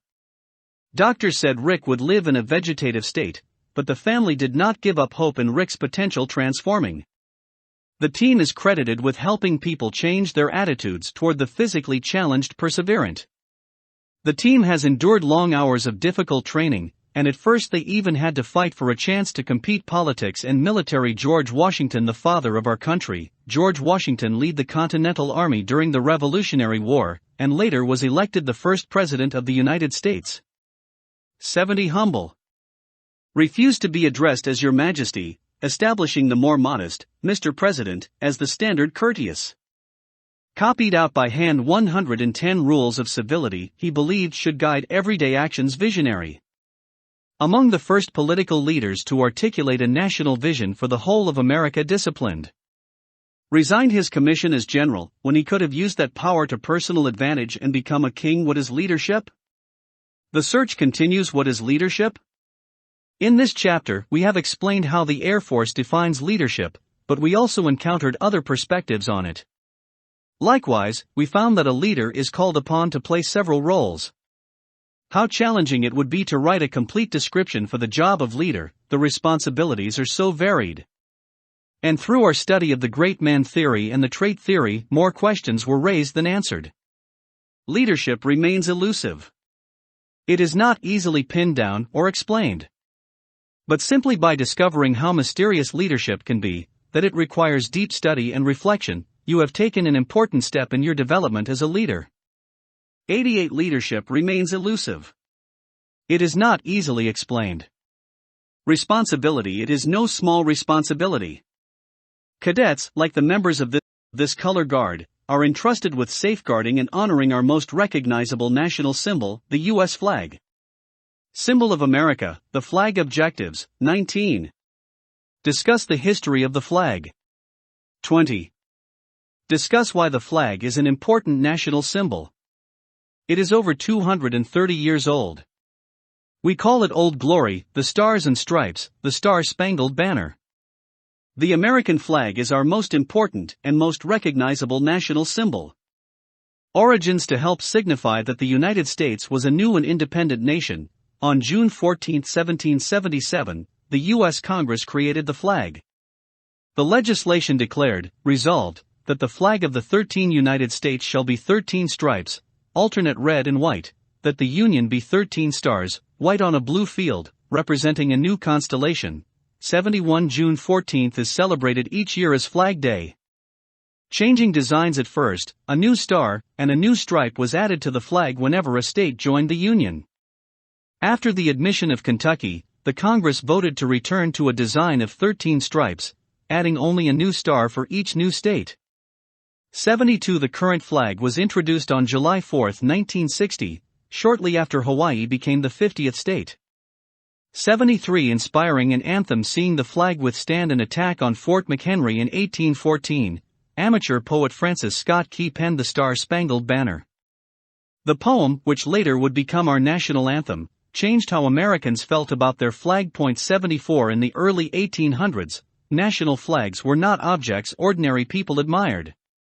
Especially in Europe, people associated them with the often abusive power of the state or the military. But thanks to Key, the U.S. flag became an icon of democracy. The people's flag. As Key's poem grew in popularity, and as the new nation's democratic ideals proved their staying power, the flag became the definitive symbol of America. 75. For many, it represents the best things about our people, our land, and our commitment to equality. 89. Union flag, length, hoist, width, anatomy of the U.S. flag. The flag represents our people, our land, and our commitment to equality. 90. Your flag, your freedom. Texas versus Johnson. Do you have a right to burn the flag? During the 1984 Republican National Convention in Dallas, Texas, Gregory Lee Johnson burned an American flag to protest the policies of the Reagan administration. 76. No one was hurt or threatened, but many bystanders were outraged. A Texas court convicted Johnson of desecration of a venerated object. He was fined $2,000 and sentenced to 1 year in prison. After a series of appeals, the case reached the Supreme Court. Johnson argued that the First Amendment guarantees his right to free speech. In his view, burning the flag was a sincere form of protest. The fact that his act upset people was beside the point, according to Johnson. Indeed, the attention made his protest more effective. The state of Texas argued it could ban flag burning. Because the flag is an important symbol of national unity, Texas argued, it deserved special protection. Texas also cited its need to preserve order. If you were a justice on the Supreme Court, how would you decide? Writing for the court, Justice William Brennan said, "The government may not prohibit the verbal or non-verbal expression of an idea merely because society finds the idea offensive or disagreeable, even where our flag is involved." If Johnson had threatened violence or imminent lawless action, the state could have stopped his demonstration. But because Johnson's protest was non-violent, the court struck down the Texas law and upheld the right to burn the flag. This court will not create an exception to the First Amendment for the American flag alone. 77. The center fielder who saved the flag. And wait a minute, there's an animal loose, sportscaster Vince Scully announced during a baseball game between the Dodgers and Cubs in 1975. "I'm not sure what he's doing out there, but it looks like he's going to burn a flag." 78. At first glance, Cubs center fielder Rick Monday thought some kids had raced onto the field to perform a harmless prank. He wasn't sure what they were up to, until he got a closer look. "That's when I saw the flag. They unfurled it as if it was a picnic blanket. They knelt beside it, not to pay homage, but to harm it. In the middle of a ball game at Dodger Stadium, Monday watched as one of the men produced a can of lighter fluid and began to douse the flag. What would you do? Rick Monday chose to act. I started to run after them. I was mad, I was angry. Then the wind blew the first match out. The second match was lit, just as I got there. Making a split-second decision, Monday decided he would tackle the men and protect the flag from harm. I saw them put the match to the flag. I just scooped it up. My first thought was, is this on fire? Well, fortunately, it was not. I continued to run. Other ballplayers came to Monday's aid. His teammates brought the flag into the safety of the dugout, and police apprehended the would-be flag burners. Before the game could resume, the crowd spontaneously began singing God Bless America. 79 Flag Etiquette Objective, 21. Identify proper and improper ways to display the flag. Because the flag represents America, democracy, and the best in our nation, the Congress has asked Americans to display it with a special degree of respect. 80 How you treat the flag can say a lot about what you think about America. Outlined below are basic rules about flag etiquette. Displaying the flag. To display the flag properly, observe the following guidelines. 81 Display the flag every day, especially national holidays. Public buildings, schools, and polling places are expected to display the flag. Fly the flag from sunrise to sunset, or through the night if illuminated. Do not fly the flag during bad weather. Briskly hoist the flag up the flagpole and lower it ceremoniously. If marching in a group of flags, the U.S. flag belongs front and center of all other flags, or on the marching right. If displaying in a group of flags, place the U.S. flag at the center and the highest point of the formation. If displaying flat against a wall, the Union belongs in the uppermost corner and to the flag's own right, above and behind the speaker. If displaying on a speaker's platform, the flag should be placed in advance of the audience and to the speaker's right. Any other flag could be placed to the speaker's left. If displaying the flag at crossed staffs, the U.S. flag belongs on its own right, with its staff in front of the other. If hoisting a flag out a window or balcony, send the Union out first. If displaying the flag over the middle of a street, point the Union toward the north or east. If the flag is to cover a casket, the Union belongs over the deceased's left shoulder. If the flag is to fly at half-staff, first briskly hoist it to the peak, then lower and ceremoniously to half-staff. At the end of the day, briskly return the flag to the peak, before ceremoniously lowering it for the day. 91 The Union belongs at the top and to its own right. When displayed with another flag, the U.S. flag belongs on its own right. Etiquette. Good manners. The code of polite behavior taboos to show respect to the flag. Avoid the following. 82 Do not allow the flag to touch the ground. Do not use the flag in advertising. Do not fly the flag upside down, except as a sign of distress. Do not fly another flag above the U.S. flag. Do not drape the flag over a parade float or a car. Do not wear the flag as clothing. Do not place words, logos, or pictures on the flag. Do not fly a tattered or dirty flag. Destroy worn flags in a dignified manner, usually by burning. Drill and ceremonies training. As part of your study of this chapter, you will be tested on your ability to perform the following drill and ceremonies commands. Experienced cadets will instruct you. For details, see the Air Force Drill and Ceremonies Manual available at capmembers.com/drill. From the Air Force Drill and Ceremonies Manual, Chapter 3:1.